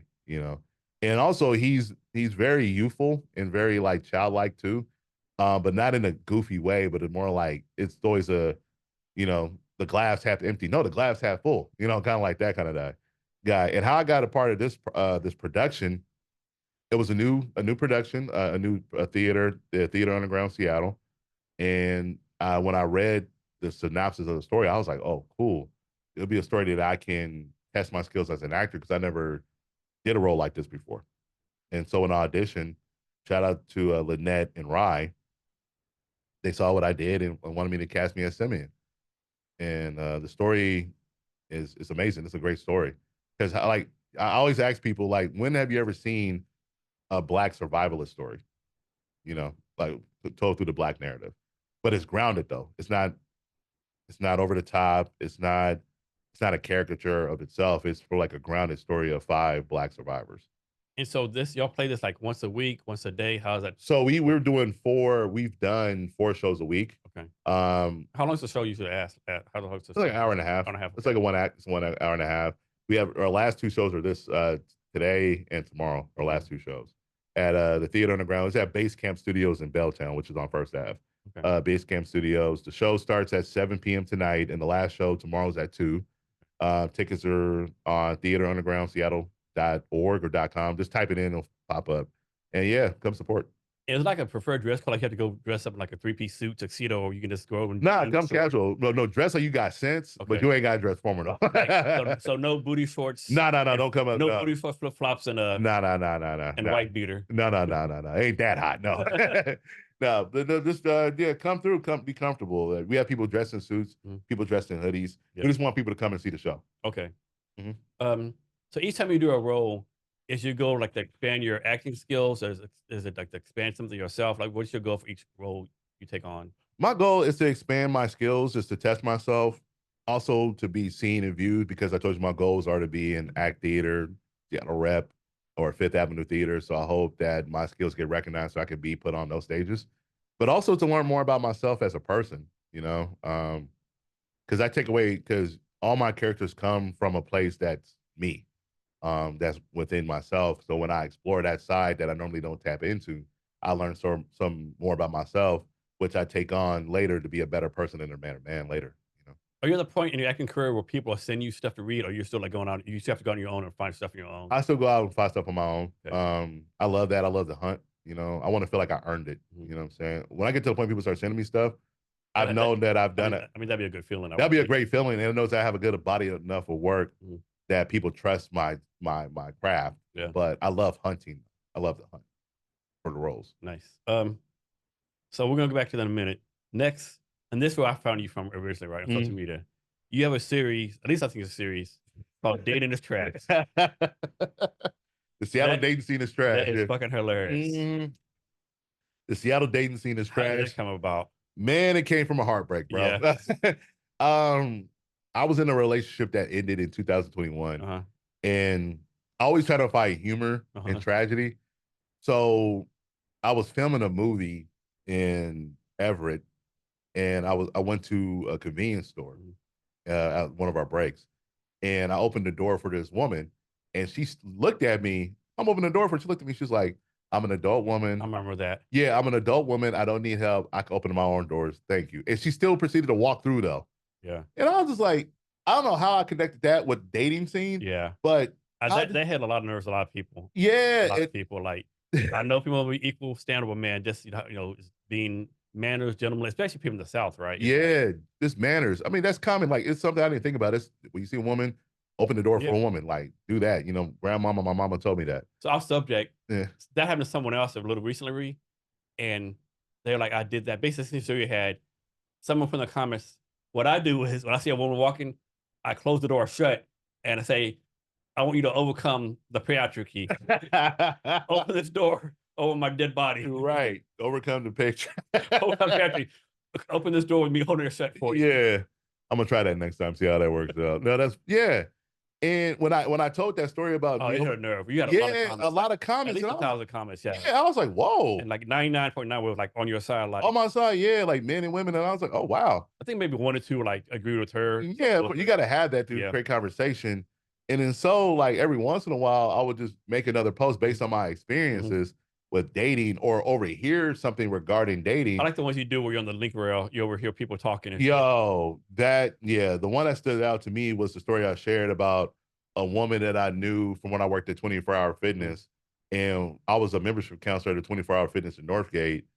And when I first met her, she was trying to gain weight. So I thought she was trying to be a bodybuilder, right? But no, she was, I don't know if you could say a worker, a sex worker, whatever. She was a sex worker, but she was into, it was, I think I forgot the proper term for it, but it was like fat fetish. So I hung out with her and we went to this Indian restaurant and she just had a whole bunch of food for her. But I had ordered my own food. Yeah.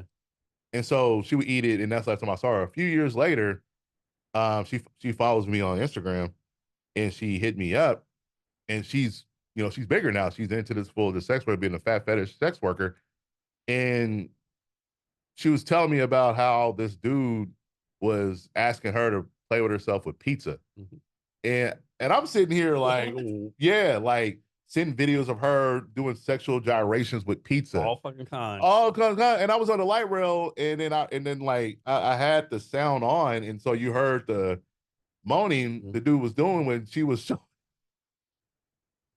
And I had to turn it down, and I'm like, yo, this is so weird.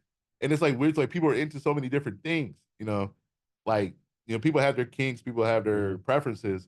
But I didn't think a dude would get off on watching a woman gyrate on pizza, though. Yeah, that's insane. Yeah, and when I keep sharing these stories, people don't believe me. People think I'd be making this up until a couple of people would see this stuff actually happen in real life. Like, oh, you're not making it up. Like, no, like how? I know I'm a story writer. I know I'm a storyteller, but how can I come up with my imagination ain't that good, man? Yeah, because the shit you be seeing on the link row be off the chain, man.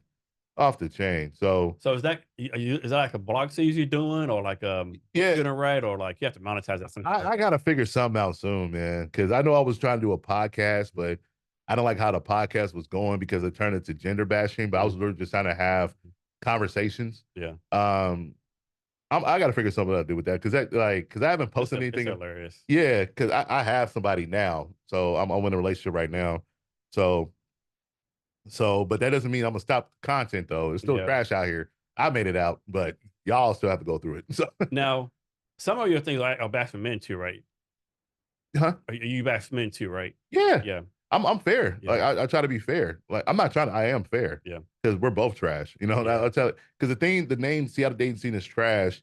It's me saying that people always complain about the Seattle dating scene is trash, but they don't look at themselves and how they're trash. Oh yeah. Because if you keep having the same trash situations, the common denominator is you. Yeah. So let's talk about that. Yeah. If you have 5 trash guys approach you each time, you're attracting, or vice versa, you're a guy, 5 trash girls will walk up to you. Right. Trash people love going to a landfill. Yeah. So if you keep getting trash, if you keep getting trash people, that means you're a landfill. So let's change that. You gotta monetize that some kind of way. I know. People get my head. Some kind of comedy series. I don't know, some kind of way. But I'm coming with something. I have to do it soon because every single time I drive something, and it's always something that happens, or if I remember something. Like another story was when I went on a date, like 6 years ago. It was a long time ago. Actually, it was before I started writing children's books, so this was prior to this. I went on a date with a woman over here in Pioneer Square. It was like a little bar or something, and she was a traveling nurse. And this is before when I was about to become a children's book author. She was like, "Hey, I'm not gonna be in town for long, so I want to hire you to have sex with me for 3 months while I'm here." And she was gonna pay me $1,500 for that. Like each time? No, total. Okay. Yes, like 1,500. So If $500 a it month. takes time, I don't know, you might have to take that No, opportunity. no, no. The reason why I didn't do it is because I knew I was gonna write children's books, and I didn't want to come back on me. Yeah. I was out here slanging it for profit. I didn't want that to come back to me. So I didn't want that. I mean, it's, hey, I do it for no cameras, no. Right. we got to set an NDA. NDAs and all that. No, I didn't want that problem. So good thing I did, because technology has increased since then. Somebody would have learned that I was out here being a prostitute. Oh man. So I didn't want that to happen. That's insane. But it happened. And so yeah. And that happened again too. I'm gonna start rolling now. When I was on Bumble like a couple of years ago, a woman who was in an ethical non-monogamous relationship, and she was married to a woman, she was trying to hire me to donate sperm to get her pregnant because she wanted to carry the child. Yeah. And she wanted it to do it the old-fashioned way. Okay. And she's gonna pay me money too, like, but I was already I want hands-on. Yeah, she wanted hands-on experience. And I didn't want to do it because I was writing children's books. I didn't want that to come back on me. So One thing that's crazy to me that I don't understand is like, what's it called now? They do a lot in Seattle. It's called I think polygamy, where like you might be married to someone, you could each go have a sexual relationship with someone else. Yeah. You get permission. yeah, you got a polyamorous. Yeah, that's the polyamorous. Polyamorous. You got ethically non-monogamous. Yeah. You got monogamy, non-monogamous, where one partner is monogamous, another partner is not monogamous. Yeah. It's a lot. I can't get down with that. Nah, man, I'm just monogamous, bro. Like me and my girl, we're monogamous, and I'm just rocking with her. I know there's ladies who does that. So yeah, if you get permission, it's fine. But if you do it without permission, it's cheating. Yeah. Yeah, nah, I'm not doing it. I mean, you're still doing it. What's the difference? But everybody has their thing. And Seattle is one of the most like sexually liberated cities in the country. You know what I'm saying? So you get everything you want like here. Seattle models be have a hole, put something in it. Yeah, right. Now Seattle's a trip, man. Seattle's a trip. And you know who I love? Like I love so much is like the lesbians up here, because the lesbians tell you the truth of what's really going on out here. So shout out to all my lesbian homegirls, man. You guys are the best. So what's the next acting role you're going after? Let me rephrase that. What's the next acting role you're gonna get? The next acting role I'm gonna get, I heard through the grapevine that a soldier's play is gonna be produced in the fall in the winter through Axon Stage and Langston Hughes. And I'm gonna get one of them roles. Okay. I'm gonna do whatever research I gotta do, get my body ready for that, because I gotta be a soldier. So I'm gonna tighten this up a little bit. I'm gonna do that. But right now I'm starting to look into getting back into film and TV a little bit more, because I want to build up my my resume with that. Because my film goal is to be in a Tyler Perry movie, because I grew up watching Tyler Perry plays in high school, and I love the story of how he did it himself. So it'll be an honor to be in a Tyler Perry movie because of the impact Tyler Perry and his production stuff has had on me. Is there a limit? Like, can you only do one theater role at a time? Can you do multiple roles? Like, you be in 2 or 3 plays, that'd be too much. No, it'll be too much because of the amount of time it takes to get ready for that role. Okay. So theater, you got to do it one at a time.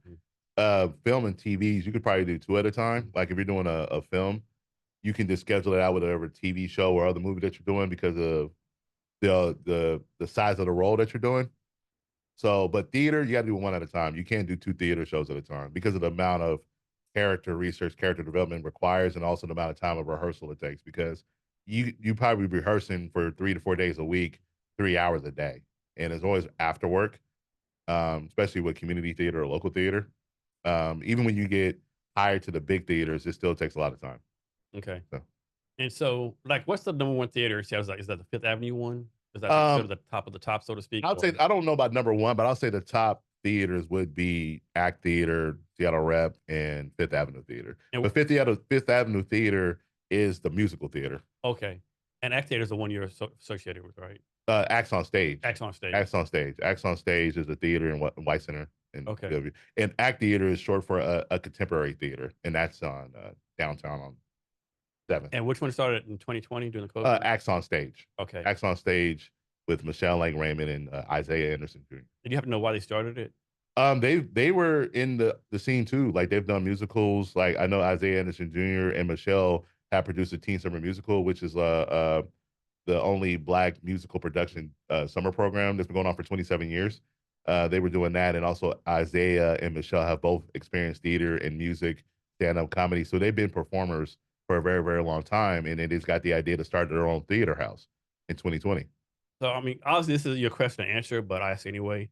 Like, it seems like in Hollywood, like it's either Samuel L. Jackson, Morgan Freeman, or a couple of Black actors have Yeah. all the roles. Like, how do we, Yeah. like, increase like more options, so to speak? You increase more options by increasing more opportunities, like acts on stage theater or a Langston Hughes, or if there's somebody else, or a Sankofa theater, which is Sankofa theater with Tay May. She runs that downtown by the BMW. But yeah, if you present more houses, you'll increase more opportunities for Black authors, not authors, excuse me, Black actors and Black playwrights to have an opportunity to express themselves.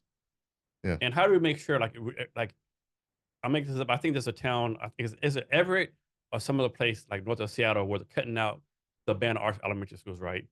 Like, Yeah. how do you make sure? Of course, funding, all that kind of stuff. Like, how do you make sure funding for arts stays in there? Because arts is important. I mean, money's one thing though, but I think parents got to be invested into it too. I mean, right now a lot of parents are interested in curricular activities or curriculums that help kids get jobs. And for some reason, people don't think you can get a good career being an artist. So that's why it's easy for schools to cut art programs. But it's the human spirit factor that people are missing, though. Like, we need art. Art is a time capsule of the time we're living in. You can't cut those. And also, how can a kid who is trying to learn who they are, how they'll be able to express it? You can't express it on a computer. You can't express it with electronics. You can do that through art, whether it is, writing a comic book, writing a manga, writing a book, being a dancer, being an actor. You need those. So I think it's not just funds, it's about an investment from the adults and the parents and the community into the program too. Like, say something about it. So they have the phrase "starving artist" for a reason, right? Yes. How do you keep people from being a starving artist? How do you make sure they learn the business side? Because I'm guessing if you go art school, acting school, Yeah. they're probably not taking business classes like that. No. But how do you make sure you decrease the number of starving artists, so to speak? Yeah, you got to learn. You got to know what your path, what you're trying to do. Like, what's your vision? Like, I mean, you're trying to be an actor, great, but what type of career you're trying to have, and then you just put numbers to that. Like, and you take the roles you want to take, and also, dude, like, learn the business. Like, I did everything YouTube and asking questions. So it just based on if you know what you want to do with it. So you got to discover what you want first, and then to set up a plan to take you there as well.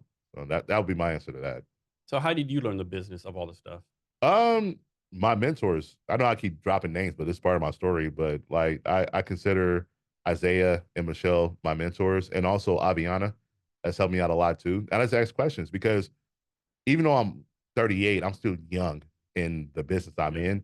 So my curiosity is still high. I still want to learn more. I still want to know, how can I cry on command? How can my face how can I express what I'm feeling without saying a word? Or what's the stories about? How do I read scripts? Like, is there a different way I can read the scripts to know what the writer's trying to say? So just keep your curiosity high. And your curiosity is, just an investment of learning what to do. So I usually ask this question later on, but since you already brought it up, I ask it now. So besides the mentors already mentioned, do you have any other mentors that are mentoring you? Other mentors that are mentoring me. I'll say I have a good core of friends. A good core of friends that keep me accountable. Like Luis, Kelvin, Damon, Dexter, my barber. Shout out to all the barbers, man. They're a godsend. Angelica, Omi. Like, I have a good Rosa. I have a good network of friends. Good, like, I call family. Of course, my mom and dad. I'm not gonna forget them. my mom and my dad helped me out a lot. And also my daughter too. Like, my daughter's not my mentor, but my daughter provides a good base on where I should be doing because of what I'm trying to clear the debris for her. Yeah. So that way she doesn't have to go through the pitfalls and the red flags. So follow-up question, to me, the more important part of the question: Who are you mentoring? That's a good question. I don't know. Nobody's ever said you're my mentor, but I try to be helpful. There's my bro, my young bro, Joshua Webb. That's my guy. Every time I see him, I always try to make sure he's doing good, following his career as an actor. Um, my bro Kelvin. Kelvin is younger than me, and I try to be a big bro to him. You know, nobody's ever claimed as their mentor yet. I'm saying mentoring people. You might not realize it. Maybe, yeah, they haven't told me. Yeah. So, but I just want to be helpful because I remember how I felt when I didn't know anything and I didn't know who to turn to. So I try to be a fountain of knowledge for whoever wants it. You also do a lot of event planning too, right? Yeah. So I think you have one coming up called Soulful Energy Power of Relationships on Business. So that was a couple of months ago. Oh, that happened already. Okay. Yeah, it happened already. And that was at mid-year. It was a panel discussion on small businesses. The one I have coming up is actually next Thursday. Is that the networking mirror and game night? Yeah, Love Social. Okay, the Love the one Social. coming up, okay. The one coming up on May 16th, Love Social at Communion. Is going to be a networking mixer / game night. Happy for Communion to let me to host it. So the purpose of my events is one of my other longtime passions. It's owning an arcade. It's owning an arcade. Like I love old time Pac-Man. Yeah, like pinball. Like I want to do that. So these networking events to help me bring awareness to that and raise money for that. So I'm happy that communities give me an opportunity to raise money. But my goal is to own an arcade. So the Love Social Networking Mixer. It's not a singles night, but it can be if you want it to be. What's your like target audience for that? Like small business people, between small business people, entrepreneurs, couples, singles, anybody that is trying to make it in Seattle, that's trying to find a community to call their own. Is it gonna be like pitches there, panel discussions, just like people that are like networking? No, it's networking and games, man. Okay. Like gonna have checkers, dominoes, Uno, Cards Against Humanity. Got a limbo bar. I got a tic-tac-toe bean toss thing. It's really just a moment where you could escape and just have fun, you know? Okay. And where's it gonna be at again? Communion R&B restaurant. It's on 24th and Union. Okay. The 20th. What neighborhood is that? Central District. Okay. Central District area. I want to say 20. I don't want to get the wrong address, but it's at Communion R&B restaurant. Okay. In the Central District. Yeah. And then I think for Juneteenth, you're doing a Black Makers Market. Yeah, Black Makers Market. I'm collaborating with the scene in South Park and South Park Hall. It's a Juneteenth celebration. It's going to be a Black Makers Market. It's also going to be a performance. It's going to be like singing. There's going to be a social sing-along situation from 5 to 8 during Juneteenth on a Wednesday. Looking for vendors right now. So any Black-owned businesses, Black-owned vendors, just hit me up and we'll get you signed up and get a table. Is this the first time you're doing this event? You've done this event before? This first time I'm doing this type of event, yes. First time I'm doing it. I'm going to try to make it an annual event, or I'm sure you're going to base it on what like attendance is for this one. But yeah, we're going to see. I hope it is annual because I love having staples like that. But we're going to see how this first one goes. So all these events you're doing, the social stuff, Juneteenth, your workshops or writing, how do you advertise this stuff? Like you push on social media, word of mouth? How do you like make sure people know about this? It just depends on what the event is. And I know the demographic I'm trying to talk to. So I find those channels to talk to them. Social media, of course, or social media channels. If it's a big event like the Juneteenth one, we'll reach out to like Converge or reach out to South Seattle Urban to get a local publication or something like that to reach out to people. And mostly it's word of mouth. You know, I love the hustle. I love the hunt. So I'll still do the old school poster thing, like guerrilla marketing. Yeah, I love that. I love some posters and somebody's because I feel like people will listen to you more when you are in their face and you're talking to them and they can feel that you really mean it. It's easy for people to say no when you send them an email. Yeah. But it's like if I see you and I can explain it to you, you're like, oh, okay, I can see myself in it. Versus because how many emails do you get on a day? You know, but it's still necessary if you have a built-in audience. But I'd rather like talk to you face to face and tell you what the event's all about. So for Juneteenth, what kind of vendors are you looking for? Any and all Black-owned authors. So to find Black-owned, it has to be like 100% Black-owned, 45% Black-owned, 30%. I'll say 75% Black-owned. Okay. 75 to 100% Black-owned. Okay. Like if you're Black-owned and have like white employees, that counts, but you have to be present there just to justify it optically. Okay. But you can't be like white-owned, 10 employees, and one is like half Black. Nah, that ain't gonna fly, bro. That ain't gonna fly. But any businesses, because I don't want it to be monolithic, like authors, hair, watches, suits, tech, if you own the business, show up because you need to be seen. So how do you get the word out to these Black-owned businesses to be a vendor? Or is it trusted? Newsletter, Okay. word of mouth. Isn't it like a, I'll make this up. Isn't it like a Black Chamber of Commerce in Central District or something like that? There is. African American Chamber of Commerce, something Yeah. like that? I'm gonna reach out to them next week because I know it's Mother's Day weekend, so Yeah. everybody's off guy, make sure mom is happy. So I'm gonna reach out. I'm gonna start doing more of a call out, a more intentional call out next week.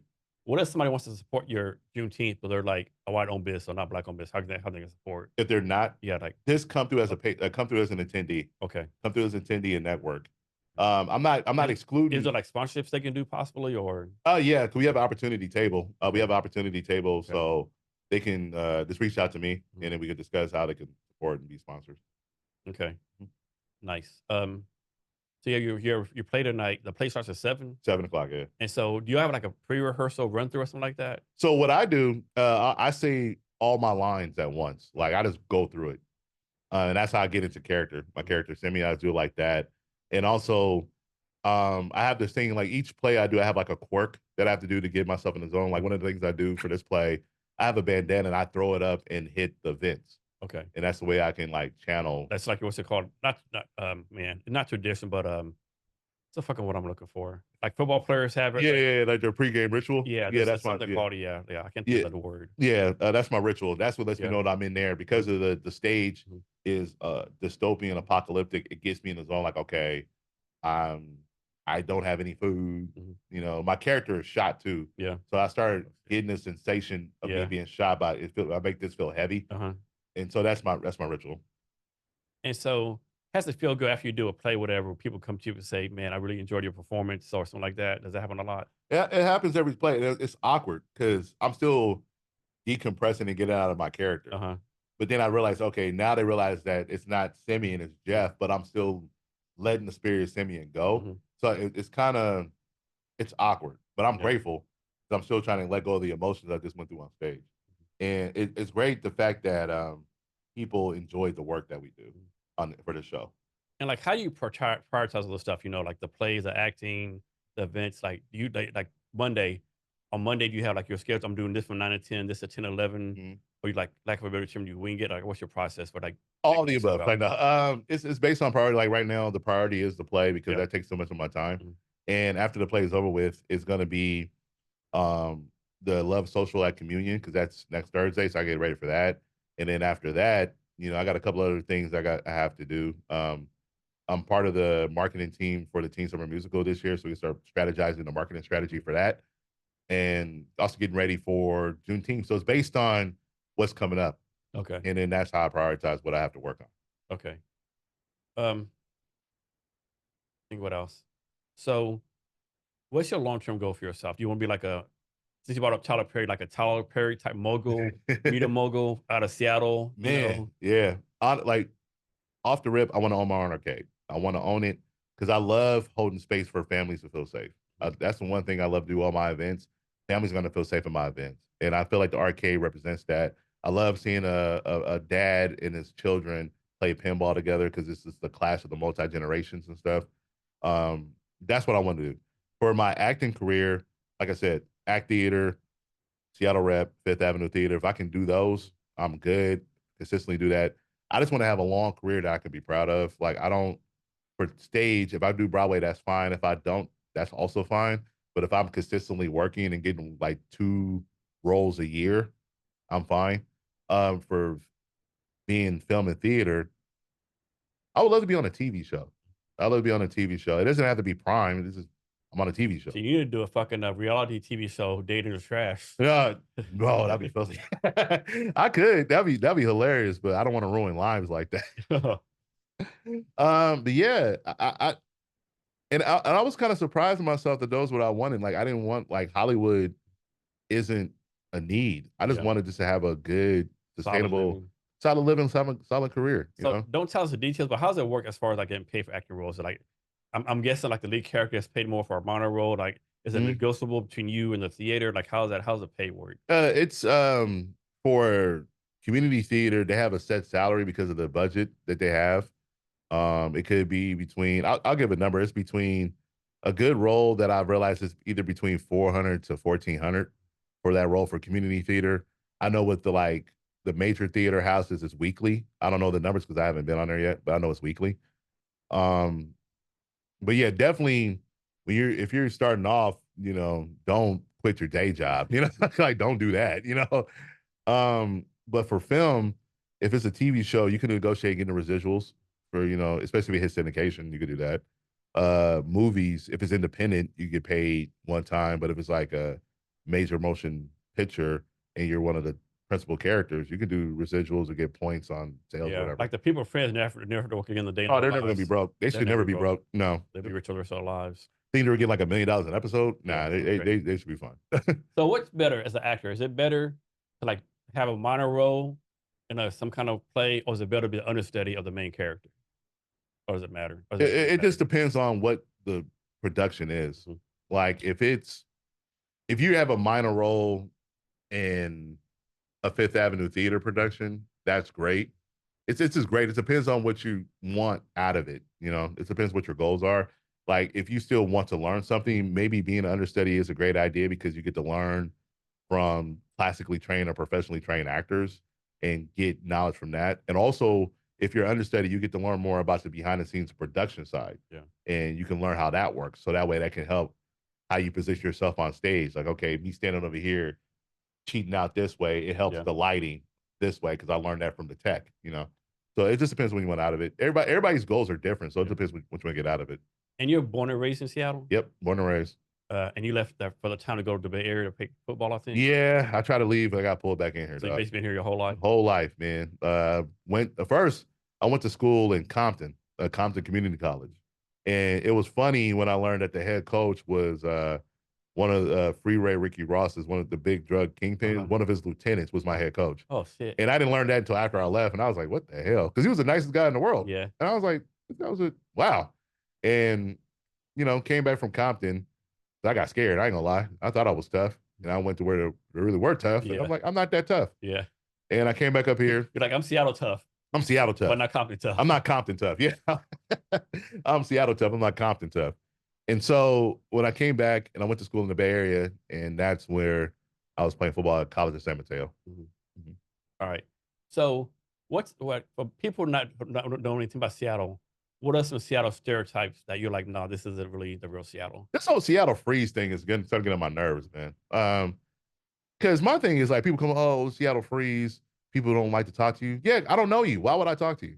Like, let's have a conversation first. Like, we do have like the whole Southern hospitality thing. If you look at me, I will like, hey, how you doing? But this whole thing with people who move up here, oh, this is Seattle freeze. Yeah, see, I'll push back on that. Come from Texas. Okay. In Texas, everyone you see, you're gonna say hi to, right? Or not or something. Yeah. Here in Seattle, it's like, nah. Because like you say hi to someone, you got $1, You're walking around at. You got some fentanyl I can give you. Fentanyl, nah. But there's a little bit of that, but I think it's more or less the fact that Seattle to me, and since you're from Texas, correct me if I'm wrong, Seattle's a major city, but it has a small town vibe to it. Because a lot of the people who are from here grew up together in their pockets. Yeah. Even though it's a major city, we still have a group of people that we're familiar with. So we know our essence, right? So when a new person comes, and if you do have a good vibe, I know with my people, we're like, hey, how you doing? Mm-hmm. But this whole thing that we're supposed to just automatically start a conversation with you, no, I don't know you. But you always hear the horror stories, right? Like one horror story, of course, I'm making this up from memory. There's an article on the Seattle Freeze I read a long time ago. Mm-hmm. This person he moved from somewhere else, moved here, got a new job, at work for a week. Friday afternoon, everybody, hey, we're going to so-and-so's house, have a barbecue, whatever, Yeah. And the guy was like, man, I expect to be invited, new guy, have a good weekend. Yeah. Like, I'm telling you about him, new guy, Yeah. Don't know, have a good weekend. Yeah. That does happen too. Sometimes, okay, I'll give it this though. We are nice people, but we're more or less, you have to speak up if you want to come. Like, hey, that person should have just invited themselves. Yeah, you just like, hey, you mind if I come through? Oh yeah, sure. Yeah. We're not like the whole Southern thing. It was like, yeah, come on through. Another story I remember was saying, well, like this couple moved up to their family. I might be making this up right now. Couple moved their family. They were to church, and after church, hey, we're gonna go clean something up, right? Clean everything up. No one talked to him, right? Like, okay, we don't know you. Yeah. So I do think there's something to it. There's something to it, but it's not as bad as people make it seem. Like, if that's the case, why everybody keep moving up here? I mean, money talks, right? That part. Yeah, true. But no, Seattle's a wonderful spot though. Yeah. It's a wonderful place. It's wonderful. The people are nice. We just got to get to know you. Once we get to know you, Yeah. treat you like family. So I live in DuPont, been in since 2009, went to the military. Uh-huh.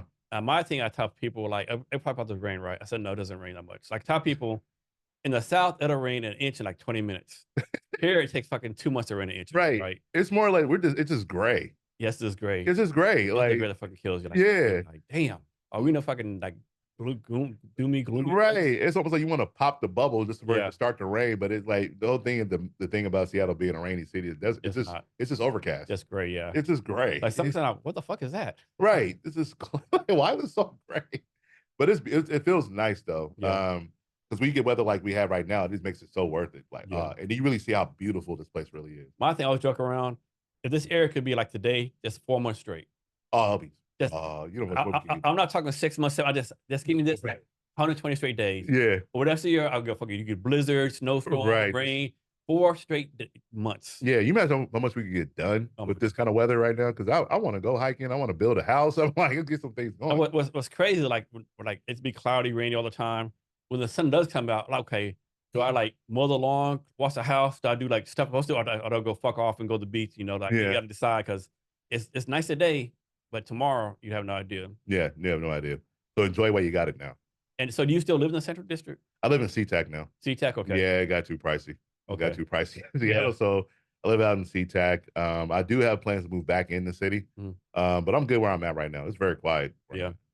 So one thing I want to do this summer is like I want to like take a week and just fuck off. Like each day, one day go to Belltown, one day to Georgetown. I want to like spend a day each neighborhood. Like it'd be an indoor tour, like be an in-state tourist. Yeah, like yeah. I think each neighborhood has something off. Like I like Ballard, you know. Belltown just depends when you go there, I guess, you know. Yeah. I'm a big fan of Georgetown, especially that one block, all the restaurants and bars on I it. love Georgetown. Yeah. Especially the graffiti on the wall, so it really adds to the aesthetics there. Yeah. So do you have a favorite neighborhood? Beacon Hill. Beacon Hill? I love Beacon Hill. Okay. Beacon Hill's cool. It's, family based. It's nice people. It has like a clash of all cultures. Got the Mexican, Latinx culture. Yeah. Black culture, all that stuff there. I love it. The food is amazing. It's like a good collection of small owned restaurants or small owned businesses out there with quality stuff. So I love Beacon Hill. Central District because that's where I'm from. Yeah. Love it. Columbia City too. I love Columbia City. All the restaurants too. Yeah. That's one thing I love about Seattle as well is the small businesses have heart to it. You can tell the small businesses that here people actually care and they try to establish as a staple in the communities that they're a part of. So with Seattle, you've been here all your life. Yeah. What's something about Seattle that you're like, man, we need to change this and this needs to get better? Traffic. No. I see. Yeah, with traffic, it's not really that bad. Like I've been places where like way worse. Like Seoul's way worse. Yeah. And DC's way worse. Yeah. I would say is what's going on downtown with the whole drug stuff. I don't know. I just know one day I was able to walk around downtown and go to all the shops, and all of a sudden, looks like hell on earth. Yeah. Oh, you see people busting out that aluminum foil. Yeah, you know what's about to go down. It's about to go down, but it's so like it's just free. It's like an open market though, and it's like it is so. It is so. You think about it, if you're a cop and you arrest someone, you pretty know it's going to be like out of jail within minutes. Within minutes. So it's just like, what's the point? It's like a bucket with a hole in it that you don't know how to plug, and that breaks my heart because I knew what Seattle felt like when I was growing up. Like me and my homies could just walk from the city all the way downtown. Yeah. I wouldn't dare think of my daughter doing that right now. Yeah. Like I come into Pioneer Square every day. Like I'm not very scared. I've never seen any crime. Of course, I know crime happens. Yeah. But like I had my head on a swivel. I've never seen anything, but still, it's like okay, I'm walking. These people doing this, these people doing that. Yeah. You can't be like carefree. No, you can't. Even with your headphones on, you got to still clock in what your surroundings are because you don't know. Especially a backpack. Yeah. This person here, they're walking this way. This person's over here. Yeah, like why are these people walking like this at the same time? Yeah. You got to know that. But you walk in, you see somebody in the doorway with a aluminum foil. Okay, you know what they're you know what you do. Avoid that little smoke that comes from the bus stop. Oh my God, yeah. You heard that thing that heard the news the other day where for the first time ever, someone caught brain disease from fentanyl smoke, something like that. Oh, I didn't hear. Yeah, this happened recently. Like what they never used fentanyl, but there's somewhere the fentanyl smoke was in there. Yeah, they got brain disease. Yeah, no, get that. It's heartbreaking. My thing is like, how high does that shit get you to want to do it right? It can't be no high. Like it's like get high as you want of death, right? To me, Yeah, that's too much of a fucking that's risk. too much. It's too much of a damn risk, and it's heartbreaking to see it. You know, when you see somebody high off that stuff, Yeah. how they really just be zoned out, looking like a ghost tree, planted right there, and don't move for like 5 minutes. Here's this crazy thing I seen Yeah. recently. So sometimes I catch a bus from down south, right? Mm-hmm. So one time it was a bus 594. It's a bus like sometimes it's good, sometimes like, oh my God, why'd I get on this bus road? So we're on the bus, we're past, we're in Federal Way driving right. This dude was on, he could kind of tell something wrong with him, right? Mm-hmm. So people like, you know how he sees them when no one sits around him? This dude took off his shoes and put a needle between his toes and shot up. I don't know if it was heroin or fentanyl. He shot up and like it was out instantly, and everyone just like fucking. Yeah. The bus driver can't do nothing. No, Because, they yeah, can't. you can't drop. I guess you could stop and kick him off the bus, I guess, but yeah. Yeah, but then like the next stop, it could be another guy doing the same thing. Yeah. I've seen somebody like shoot up using the vein in their calf, and also too, because I ride the light road on the bus a lot too. Like I knew it was crazy when bus drivers didn't even care no more. Yeah. People just walk in, didn't even pay a fare. I know, yeah. Yeah, because I think they want to be safe and protect Yeah. themselves. You're like, you know? I'm homeless. I'm not paying you. Yeah, All crazy stuff. right. And I took advantage of that too. I just, Yeah. I'm an actor. I act crazy because I Yeah. don't want to pay. Yeah. And they're like, go ahead. I sit up. I was like, oh man, save myself $3. I remember for a while the news was like they're on the news also like people smoking fentanyl on the bus. Yeah, like they put that little black coat over their head, Yeah. and then just Like we can still see you. we can smell it and we can see you. Yeah, we like, can still see you. it's 80 degrees. And Like, can you at least like do it off the bus? right? Why? Like you gotta you're so addicted, you got to do it right now. Yeah, they're that addicted. They can't wait till they're stopped to get off. They have to do it right then and there, and it's tragic, and it's an erosion, and we see it happen, but we didn't do anything about it, or like what could we do, Yeah. And now, yeah, and the fact that you got people being bussed up here from other states because they know how lenient we are, Yeah. or lenient we are on this I stuff. mean, they call it. Ever heard Seattle the term free Adel? No, Yeah, free Adel. oh, free, oh, Yeah. the needle, yeah, Yeah. it fits. Because once I learned that people are busing from like Indianapolis and Florida and Texas coming up here because of the whole free needle exchange Yeah. and all that stuff. I was like, oh boy, yeah. It's not gonna be the same. Here's a curse for you. So like I moved in 2009, and people always say back when Seattle, oh man, to me Seattle's never been nice since I've been here. Right, different degrees of bad. Was Seattle ever like nice, like you say? Like when was this? Was it like no drugs, no homelessness? Of course, I'm sure there's drugs and homeless all the time. Yeah. What year did it like switch? Like, what the fuck happened? I noticed the change in 2012 because Okay. there's always been homelessness and drugs, but it was like crack, and you knew those crackheads. Mhm. And also those crackheads had skills. Like crackheads could fix a car. You saw the thing that Little Boosie did a while ago, right? No, what do you do? So you know who Little Boosie is, right? Yeah, yeah. So he did a deal like, Uncle Tom been smoking crack for 30 years. He never died. Yeah. People on fentanyl died instantly. Instantly. Uncle Bob, he been doing crack for 30 years, fixing lawnmowers. Yeah, that's what I'm saying, bro. Like the crackheads had uses back when we were growing up. Yeah. Like, what I'm saying? You had a crackhead who knew how to fix a car. You had a crackhead who was a carpenter. Yeah. You had a crackhead who did lawns and loved lawn. You had a crackhead who was a painter. Yep. Like these fentanyl people don't have any skills, so they really are useless. Yep. Because they don't add anything like that. And of course, I'm being facetious, but like you knew them, like they were familiar in the neighborhood. Like you knew the people in the neighborhood who did drugs. You know what they did, and you knew where they hung out at. Like there was this one dude in downtown. People who are from know what I'm talking about. There was this it was a short, dark skinned black dude. I don't know if he was Haitian or not. He always had this sign, and he would be screaming about religious stuff. It was always by not Pike Place, but Pacific Place. And he's gone, but he was there for my whole childhood. There was this one dude. He always wore a purple coat, bandana, had a Barney doll. You see him all the time. See, these new fentanyl people, I don't know these people. Yeah. So I'm not comfortable. It's like they moved from Indianapolis, like you said. Yeah, these transplants, So it's always been here though, but it wasn't that I'm not familiar with the programs back then where it caused the increase like it happened right now. But it was always here, but at least you knew and you were familiar and you knew where not to go. But now they're everywhere, Yeah. I think every neighborhood has it, right? Yeah, every neighborhood has it. But growing up, I mean, Third and Pike has always had that reputation. It's always been like that. Third and Pike. But it wasn't as crazy as it is now, though. Crazy. Because that McDonald's that was there, you used to be able to go in that McDonald's to actually dine inside that McDonald's. That ain't happen in no fucking years. Fuck that. Yeah, they're not doing that no more. So one time I was walking I actually went on, thought, what the fuck? Oh shit, let me get the fuck over Yeah, you here. get away. Yeah, Oh shit, what the hell? How'd I get over here? yeah. Don't get away. It was like the Walking Dead over there. Oh, Oh good. shit. So Yeah, I saw the story, right? So my nephew Jalen came to visit us like 3 years ago. So I went down to Seattle. yeah, You're like, Uncle Jason, I didn't know they filmed Walking Dead here in Seattle. yeah. That's pretty much where I get the You're like, reference shots. Uncle Jason, can I film this and send it to my mom? She said I can believe this if I tell her. They should do a tour bus. Like it's like yeah. Remember a Dare? Yeah. Like Dare, they should do that. Bring that back and just ride up and down Third and Pike Mhm. and use that as a Dare ad.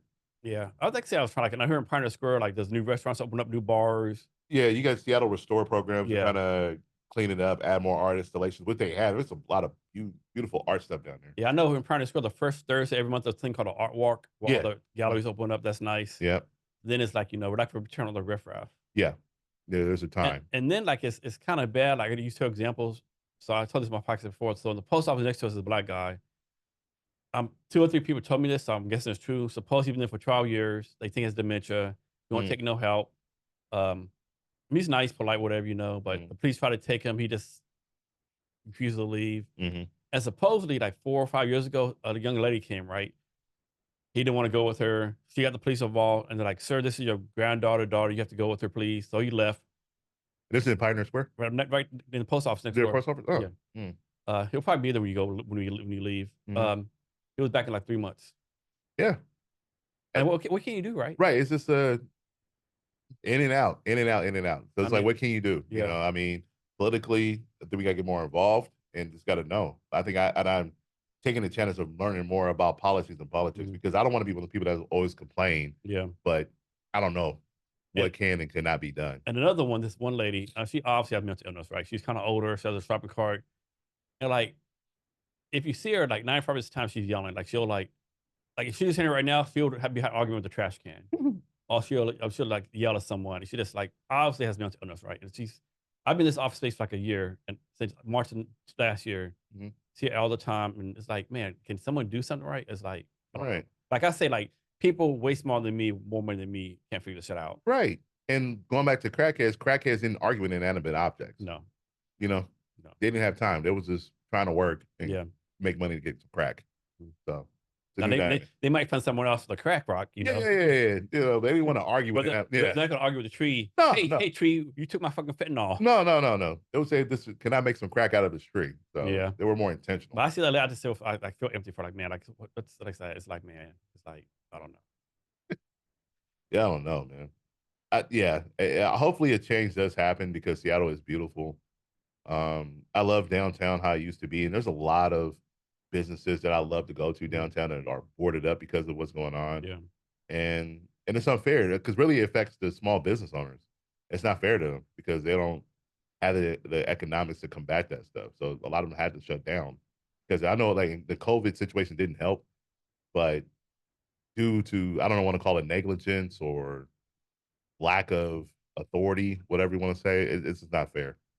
do you think Seattle small business friendly, or you think they're anti small business? That's a good question. I never thought of it that way. Based on the stories, it's like Seattle wants to be small business friendly, but they're trying to figure out how to not upset big businesses. Because That's a good you point. need, yeah, because you need small businesses in order for the big business to thrive. Mhm.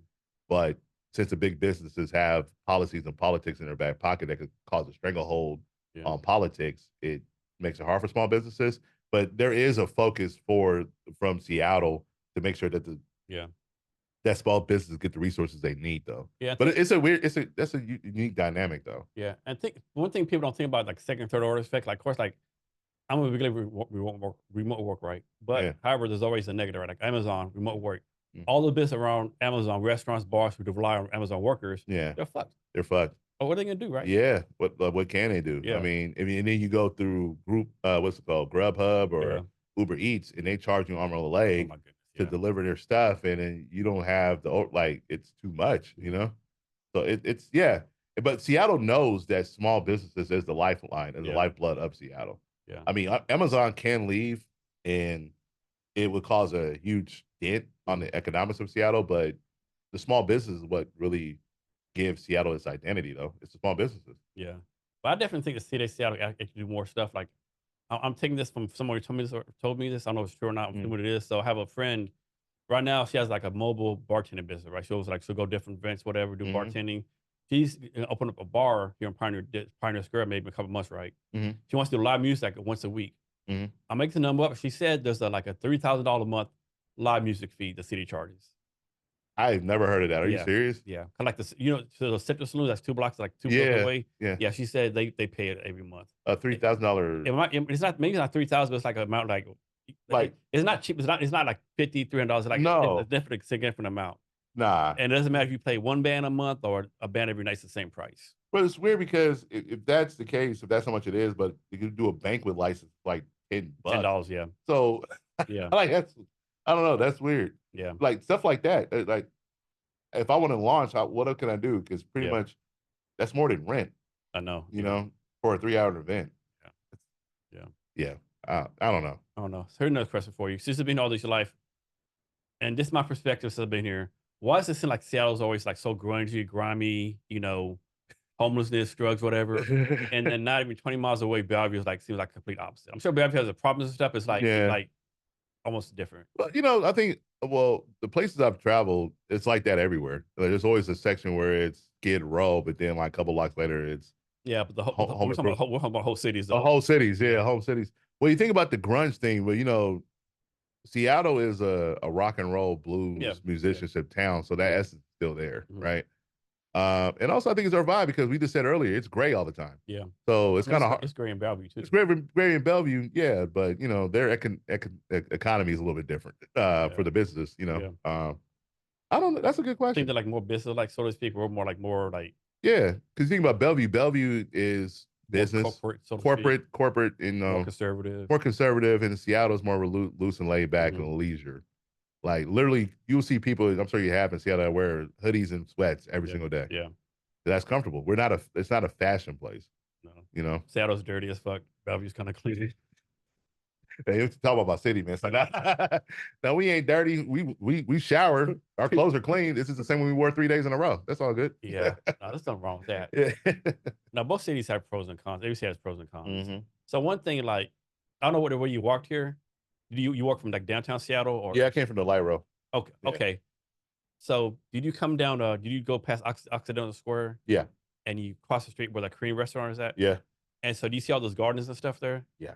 So both sides used to be parking right. Hmm. So they got rid of those 10 parking spaces. Some people say less parking, less cars. Or a lot of people don't have like access to like public transportation, right? No. And so that's one thing. And like people in the building, we have a betting pool going on. Like how many days after it's finished, like the homeless people put camps in there and start taking shits in there. That's the pool we have going on, right? Oh man, how long? Wait, What'd you think? How long? I said 4 days. 4 days. Yeah. Someone said a week Uh, because like that street right there is a thing called road change, right? They're doing good stuff, but like yeah, on that street, all these fentanyl people that stay there camp every day, right? yeah, They smoke fentanyl on the road change doorway, whatever. And so like we know that's going to go straight to that supposed to be beautiful garden area, like do whatever, yeah. which is unfortunate. It's very unfortunate, and I love, and also going back on what they're doing with Pioneer Square, I love what they're trying to do for Yeah, it. they're doing a lot of good stuff. A lot of good stuff, and also with the organization Seattle Restore, trying to put uh small businesses in these neighborhoods too to try to activate it a little bit. I love that stuff. Yeah. So we got to figure it out. Yeah, Pioneer Square, I'm a big fan of this place. I just like Yeah, the air, like like since it's getting warm every day from 11 to 2, they have live music in the Pioneer it's Square very area. hype. Yep. There's like always something going on. They're doing like all kinds of these festivals and stuff. Hmm. But yeah, I don't know. Like I said, no one really bothers you, but Nah, it's like you keep your head on a swivel. I was going to ask you, how long you been up here? You say from Texas. so we moved in 2009 Okay. in the military, yeah, down Okay. to DuPont. DuPont. Okay. Yeah. 2009. Okay. Yeah. It's nice. Like, it never be home from Texas, but it's like, get definitely a lot for it. Especially I'm trying to do tech startup stuff. Yeah. If I was like, fuck, I don't know, bumfuck North Dakota, Right. it's maybe worse, so All right. yeah. So what made you want to, military career? What made you transition to start doing this? All right. So I'll tell you the funny story. Hmm. And my wife never listened to these, so it's okay. Oh, clutch. So me and my wife both from the same hometown, right? Odessa, Texas. Okay. And so the plan was when I retired from the Army, go back to Texas, right? Hmm. So 2014, year before I retired, hey, honey, like, we got a year left. We got to start making some decisions pretty soon. Like, where are we going to move to Texas? Like, are my people, your people? Is a certain place you want to go to? She looked dead in my eye. Oh, I didn't tell you. I like her hair when not going nowhere. I like, what the fuck did you just say? And just like that. Yeah, but if I've been smart, like Mm, we moved here in 2009, had a house built. My oldest daughter was already on her own in Dallas by herself. mhm, Other two kids were ninth and seventh grade, so this is home to them, right? uh-huh. So if we left, they'd still be here, right? So Oh, nice. Okay. yeah, so that where that came from. So what made your wife want to stay? Well, what about She Seattle? likes the weather. Weather? She hates hot weather. Great. Yeah, yeah. She likes to her if it's 65 it's a fucking heat wave. Oh yeah, so Seattle's perfect. Yeah, Right. Have you grown to love it? that would never No, happen. no. That would never happen. I've learned to tolerate it. So to Okay, speak, you know? tolerated. Okay. I mean, don't get me wrong. Like I say to people, when it's nice, it's fucking nice. Yeah. When it's You not, can't beat it. When the weather's like this, oh my god, can't beat it. it's so nice. Yeah. Man, I mean, it's nice. Don't get me wrong. I mean, it's really nice. that's good, man. Happy that you're here though. I love the work that you do. Thanks. And from what I watch videos I watch, you really do have great conversations. That's why I was really honored. Yeah. And I was nervous too because, I was the one that was fucking up originally, not being very communicative because I was in the play and stuff like Yeah. that. But thank you for your Yeah. patience Yeah, no to worries. have me on. Yeah, and you asked me how I know Byron Robinson. Yeah. So it's funny how stuff works out, right? Mhm. Like one thing I tell people, if people think you're gonna network and on Monday, Tuesday, you're gonna do something, right? It takes Yeah. a long process, right? Because so I have a friend named True. We were both military veterans. We're in a thing called Bunker Labs, help veterans help find start companies, right? Mhm. Always kept in touch, And like last year said, hey, I have a guy who introduced you. His name is Byron Robinson. Me and Byron Robinson met. We hit it off. He came on the podcast. Matter of fact, last July, I did a pitch competition. I hosted a pitch competition in Tacoma. Byron sponsored it. He was a keynote speaker, right? Right. And then just like stuff from that just happens, right? Yeah. People don't realize that the guy you meet today is somebody you meet from that guy 4 or 5 down the road. That's gonna Right. pay off, Absolutely. And that's why I'm a big proponent of treating people well. Like I'm not to be fake, but just have a good heart. Yeah. Because you don't know who that person is, and they Yeah. can provide an opportunity for you that can help you along. But the again, way. like you said, if they show you who they are, believe them, right? Yeah, absolutely. And that is so true. So you believe people who they are when they first showed you. And Yeah. just act accordingly when it does. So do you still do any like football related items, or that's part of I your am life? so removed for sports. I Really? hate watching sports Do you? now. Don't- I can't. Yeah. It's so weird because growing up, you couldn't tell me. When I was growing up, you couldn't tell me I was going to get to the NFL because that's what I believe. That's all I was good for Mhm. was to be an NFL player. But when I allow my mind to grow, I realized like I'm more than an athlete, and So that's a good point, right? How do we change this, right? Mhm. Like I might get this up, but it's like, if you go to like a black community, 90% of the kids want to be athletes, rappers, Mhm. something like that. For the white community, most of them want to be doctors, lawyers, accountants, right? Yeah. And how do you become an accountant is way higher than you become a football player, right? Absolutely. And you could And be so for a lot longer. Yeah. So how you change that mindset? Well, it's changing now, and I love what's changing that mindset in the black community is games, gaming, electronics, manga. Because you got Twitch, because you got a lot more of black game streamers online with kids that look like with people that look like the kids in the neighborhood, and that's how you change it with art, with the parents in the community showing it's okay that if you want to be a gamer, if you want to be an artist, you want to be that. So it's changing. It still needs to be more though, because honestly, in my personal opinion, and I never thought I'll ever get to this point in my life, I'll be okay if there wasn't any sports, because I don't want the It's kids. so short lived, right? Huh? So it's so short lived. Football Yeah, players, yeah, like, short 3 or lived. 4 years. Think about it, 3 or 4 years and you're broke. Like you literally are bankrupt and broke at 26 Mhm. years old. And do you know who you really are at 26 years old? And you got to deal with that insurmountable amount of debt. You know what I'm saying? I'll be okay with it. Like if the NFL doesn't exist, I'll be fine. If the NBA doesn't exist, I'll be fine. Because now the kids have to look at being a lawyer, being a doctor, Yeah. being a surgeon, being an accountant, or being a construction worker, being that. And they can have those careers for 30, 40 years and take care of their neighborhoods versus having 4 million or 5 million black boys and girls thinking that they have an opportunity for a job that only employs 400 Yeah. per year. And then only And 40, and it's like the phone to change that every year. Yeah. Maybe when 30 or 40 change that every right year. every year. And then only in 40 of them make it, those 40 only going to be doing it for 3 years. That's a weird system. Yeah. It's a weird hustle. I mean, that's like worse than playing the fucking lottery. Yeah, it's worse. You have a better chance playing the lottery than being a professional athlete. Do you ever watch this TV show? I think comes on Showtime called The Shy. I've heard of it. I haven't watched it yet. Yeah, it's really good. So one part, this part about like the South Side of Chicago. I think that there's a kid on there. He's like real good on gaming, right? Mhm. And so he would play by himself online. Mhm. And finally decided to go like a white like tournament, only with that guy, right? That all you like, play. Fucking killed all of them, made a lot of money, Mhm. right? And so he made like $100,000, right? Mhm. And his mother found it in his closet. And she was like, "Are you fucking selling drugs? What the fuck is Yeah. this? Like Baba play games. Ain't no fucking way you making money playing games.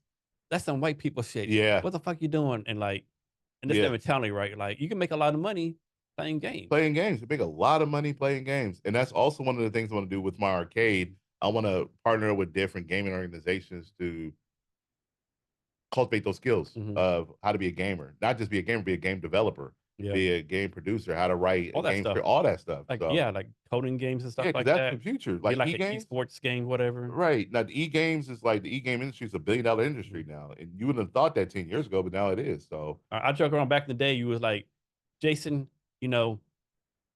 stop playing games, go outside and play. Now it's like, Jason, you better get the fuck in this house, right, play this man, game. I'm so mad, bro, because I was good for Like, Super Nintendo. how many kids got fucked up by making millions of dollars? Their parents made them go play outside. Right, man, messed out on my opportunity, man. But no, that's the way we as parents and as people in our community, we have to invest in our kids' curiosity to be artists.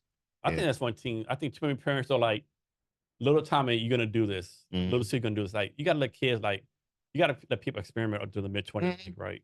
Like, I tell kids, like college people, like, and of course, parents don't agree with me. Like, if you can, like, you graduate from high school, you can. Of course, economic situation are different. We can, mhm. like, don't go to school for 6 months. Like, do a booster job. Like, go travel somewhere, Yeah, right? go travel, see the Yeah. world. Like the world's a big playground, I mean, and like, mhm, suppose you live in Seattle, never been to Atlanta, you have family in Atlanta. yeah, I mean, maybe you might have to take a Greyhound bus there, which of course will suck, right? But yeah. go, It's travel, experience go something. somewhere, Yeah, The college will always be there. yeah, always going to be there, You have to work out your life. exactly. Now, And of course, I understand, economic situation. You got to work, you got to school, you got to do that. mhm, Here's one for you. So, two situations. Suppose there's one person, like, how to make this like, so how do you fix this, right? mhm, Suppose you have one kid, right? mhm, Two parent, in middle, like, upper middle income, two parents working, right? He goes to college. He can take a year off, fuck off, whatever. mhm, Another kid, single parent background, struggling. He has to get a job, right? mhm. Think there's a way to balance this, or it's just like the way life's always going to be? It's the way life is always going to be. Yeah. Because even though, right? Because it kind of reminds me of that analogy of two kids growing up in a house, one becomes alcoholic, and the other one doesn't. Because the father was The alcoholic. father's alcoholic. Yeah. So it's just about the perspective of the kid and what they want to do, you know?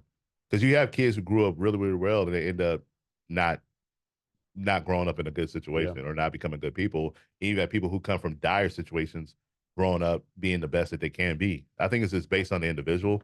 There's nothing you really can do, but the thing that you can do from the outside is present opportunities for them to figure out if they want to or not. Yeah.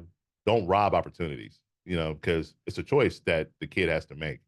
But choices are based on opportunities as presented. Yeah. So that's what. Because a kid with two income family, they can potentially like take a year off, start a business, Yeah, and make big money. Where the kid has to get a job. It might be a good paying job yeah, a good paying job, but good paying job. there are Yeah, different opportunities. opportunity, and then the kid with the good paying job, maybe he's saving up money to get part of this school program or this fellowship that allows him to make more money than the kid with the two parent Yeah. household. But the fact that there's opportunity for him to do that allowed him to pursue that. So we just can't rob kids of the opportunities to explore that. All right. So next one. So let's suppose there's a group of people that they're economically well off, right? Like they're rich, they have a lot of opportunities, they have all the jobs, right? Mhm, They're over here. This group over here, like economic disadvantage, they're struggling, right? mhm. Is it the responsibility of the well off people to come down here and give opportunities, or so these people here figure out how to get over here to take the opportunities? Hmm. If that makes any sense. It does, makes perfect sense. And the fact that my answer throughout the years has changed for that because of my personal thing. If the people that are disenfranchised, as long as the opportunities are not robbed from Mhm. them, allow them to make a way. The problem is when the well-off people create blocks, Blocks, yeah. create blocks to prevent these people from getting over here. As long as these people are saying, "Hey, here's a job fair, come Yeah, to it." come through. These people say, "Oh no, bring the job fair here." They should say, "Hey, Yeah, okay, we yeah, we can take a bus, we can do whatever, we're gonna yeah. get there." Like allow them to have the choice to do whatever they want to. Don't be a gatekeeper. And that's the problem is when the well-off people are so afraid of the talent Mhm. of the disenfranchised people that they create Yeah. blockages or obstacles along the way to prevent them from getting over here. That's the problem. But we know even in the well-off circles and the disenfranchised circles, there are people who don't have that grit who want to be Yeah. successful. But the issue is not the grit. The issue is there an obstacle? Yeah. So as long as these people over here don't create an obstacle to prevent these people to get to where they want to go to, then allow these people to make the decision on their own whether or not they want that kind of Yeah. lifestyle, you know? Crazy. Everyone's had the same answer, basically. Huh? Like everyone said the same answer. Like, Yeah. no one has said it's the rich people need to come down here. Yeah. Everyone said it's the opposite way, which I always find that's surprising. Yeah, it's really an obstacle, right? Because how many rags to riches stories do we hear about, oh, I grew up with nothing and I just kept hustling and working, and I finally got here. It's because they avoided obstacles to prevent them to get over here, you know? And the one thing you don't want to do, the one advice that I've heard, and I think Steve Harvey said it was, the best way to help a poor person is not become one. Yeah. Yeah, That's kind of fucking true. Yeah. And you could be helpful all you want to. And the worst thing you could do as a person with a good heart is keep helping somebody that doesn't reciprocate the help. We all know people who are like, you can like go there to their house. Yeah. And they're like, oh, I can't do it. You know, TV shows coming on. Yeah. This happening, you know. Right. Or there's somebody you know who's like, man, I need a car. I've been trying. I need a car. And you give them like $3,000 to get a car. And then 2 months later, where's your car? Oh, man, like I had to pay these. No, I gave you money to get you a car. Yeah. So as long as you don't prevent or place anything in their way from them getting a car, that's the best help you can do. Or here's a good one. Like, I need a job. Hey, I found you a job. You just got to catch this bus. It's a 30-minute bus ride. Go here. Nah, bro, I don't want to do all that. I don't get up to 10 in the morning. Yeah, see, they that want me to 8. I don't get up to 10 in the morning, bro. Yeah, no, I ain't trying to do none of that. No, like, and that will make you like, I don't want to help nobody. Yeah. Because, oh, you want me to help you, but you want to do it when it benefits you versus you getting up and making a sacrifice to do work. Like, okay, I got you a job. You live in Queen Anne. The job's in Kent. Yeah. And it's just like, oh, I ain't trying to go that far. Okay, so you don't want a job then. Yeah. So, like, you just want something within your little 5-minute radius, your bubble. Yeah, in your bubble, and that's not reality. That's not going to work now. Because that also goes down to is what's your mission? What's your goal? Like, if this is just a vehicle to get you there, you don't care where that job is. You're going to do it because you're not going to be at that spot 3 years from now. You just need a launch to get there. You just don't prevent the launch. And I think that's why so many immigrants outperform Americans. Yeah. Because they have that grit. They have that grit. They like, you know, they got that grit, they have a plan. Yeah. It really is about, I think, honestly, to me, having a plan and having a dream is based on your vision and numbers. You can dream large all you want to, but you got to make sure those numbers match. And by numbers, I mean, if you want to lose weight, how much weight do you have to lose? How many times you got to work out a day? How many hours of the gym do you need to work out? If you want to own a arcade, how much you need to have saved? Like, how much does it cost for permits and licensing and things like that? So you can have a large vision, but your numbers have to match that large vision. And that's how your goals are created. So your daughter's 15, 16? Yeah, she's about to turn 16. And what is she interested in? Like, what do you think she wants to do? She wants to be an actress. She wants to be a performer in the theater and a teacher. Okay. And I will take credit. I feel like I have a hand in that. Dad points. But she wants to perform. She loves performing. Okay. She dances like all the time. So this question might need to be relevant. Asking, right? Like, suppose. So I'm guessing you want your daughter to go to college, right? Yeah. So what happened to your daughter come to you and say, hey, Dad, and she has like a laid out plan, right? She says, hey, Dad, I want to go to college, but if I go to college, it's going to cost this money, this blah, blah, blah. If I don't go to college, go to YouTube University, go to community theater, like she has a plan not to go to college, what would your reaction be? All right, if you have a plan, let's go. Okay. Because everybody, I know everybody's not meant for college. I know I'm using the old ass. I grew up like, you go to school, go to college, get you a job, and blah, blah, blah. Yeah. But the world's changed. Oh, it changed a lot, It's so much different, you know? So it depends on what my daughter's plan is. Even if her plan after she graduated high school is like, I need a year off because I've been in school my entire life. Let me just see what life's about. Yeah. Okay, if that's the plan, let's roll with it. I'll rock with you. What do you need from your dad? Yeah. You know? But what we do after this though? Like, you ain't gonna just be not doing nothing. So it depends what the plan is and where she wants her dad to help her out, and I got her. Nice. So Jeff, is there anything I should ask you that I haven't, or anything else you want to talk about? Now you asked me everything. Just more promo if I could. I got my I'm in the show, Brown Bodies on a Blue Earth, tonight at 7 p.m. at Base Camp Studios, the Theater Underground. And then the last show is tomorrow at 2 p.m. Brown Bodies on the Blue Earth. And next Thursday, May 16th, I'm hosting a networking mixer game night called The Love Social at Communion R&B Restaurant. Community and R&B restaurant is also a nationally recognized restaurant too. The chef Christy Brown, the owner, co-owner of it, is a James Beard finalist chef, so she does her thing. So come through. It's free to attend. Um, Starts at 9 o'clock on May 16th, and also on Juneteenth, I'm hosting a Black Makers Market for the Juneteenth celebration with the scene at South Park as well as South Park Hall. So that's what I got coming up, and yeah. And can you share your social media, or otherwise people Oh, talk to you? I'm sorry, my social media.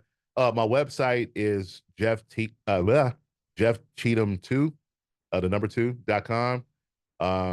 My social media is Channel Cheatham on Instagram, Jeffrey Cheatham the second on Facebook.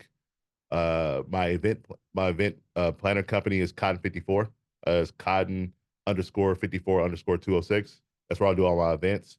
And for the Seattle Urban Book Expo, just put Seattle Urban Book Expo on Instagram, and you get to follow all the stuff that I'm doing. An event that's planning, is that his own personal business?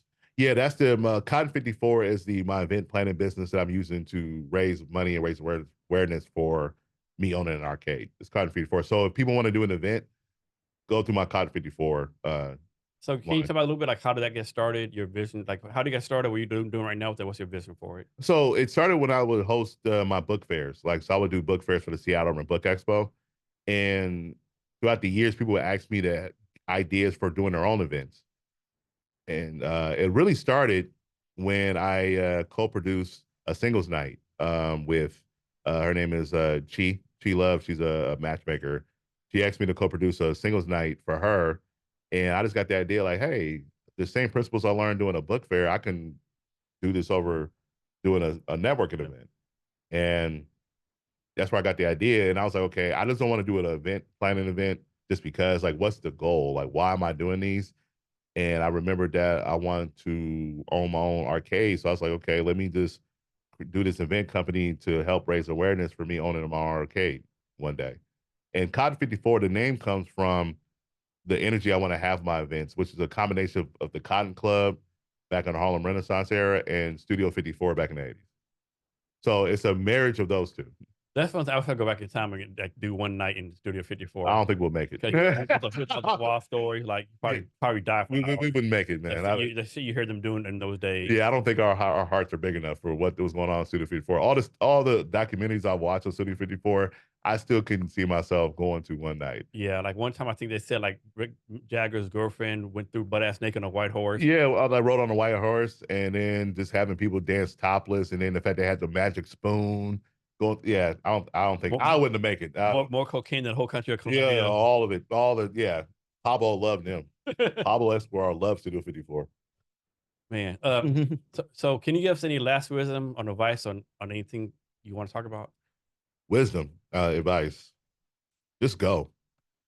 Because life, we only have one life to live, and you don't know how it's going to turn out. And if you keep waiting for life to happen, it's not going to happen. You got to make life happen. And the older I'm getting, the more I realize I have to make my life happen.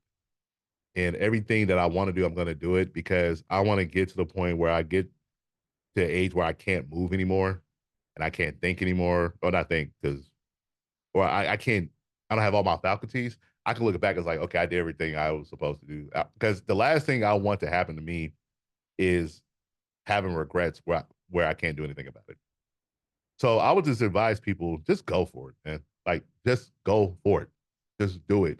No matter what it is. Don't let social media let you think that your dreams are insignificant because it's not going to give you the traveling or the lifestyle, because that's all a facade anyway. Just go for it. Just do it. And be happy with yourself when you do it, because you will be regardless. So just do it. Jeffrey, thanks for your time today. I really appreciate it. Thank you, Jason. And to our listeners, thank you for your time as well. Remember to be great every day.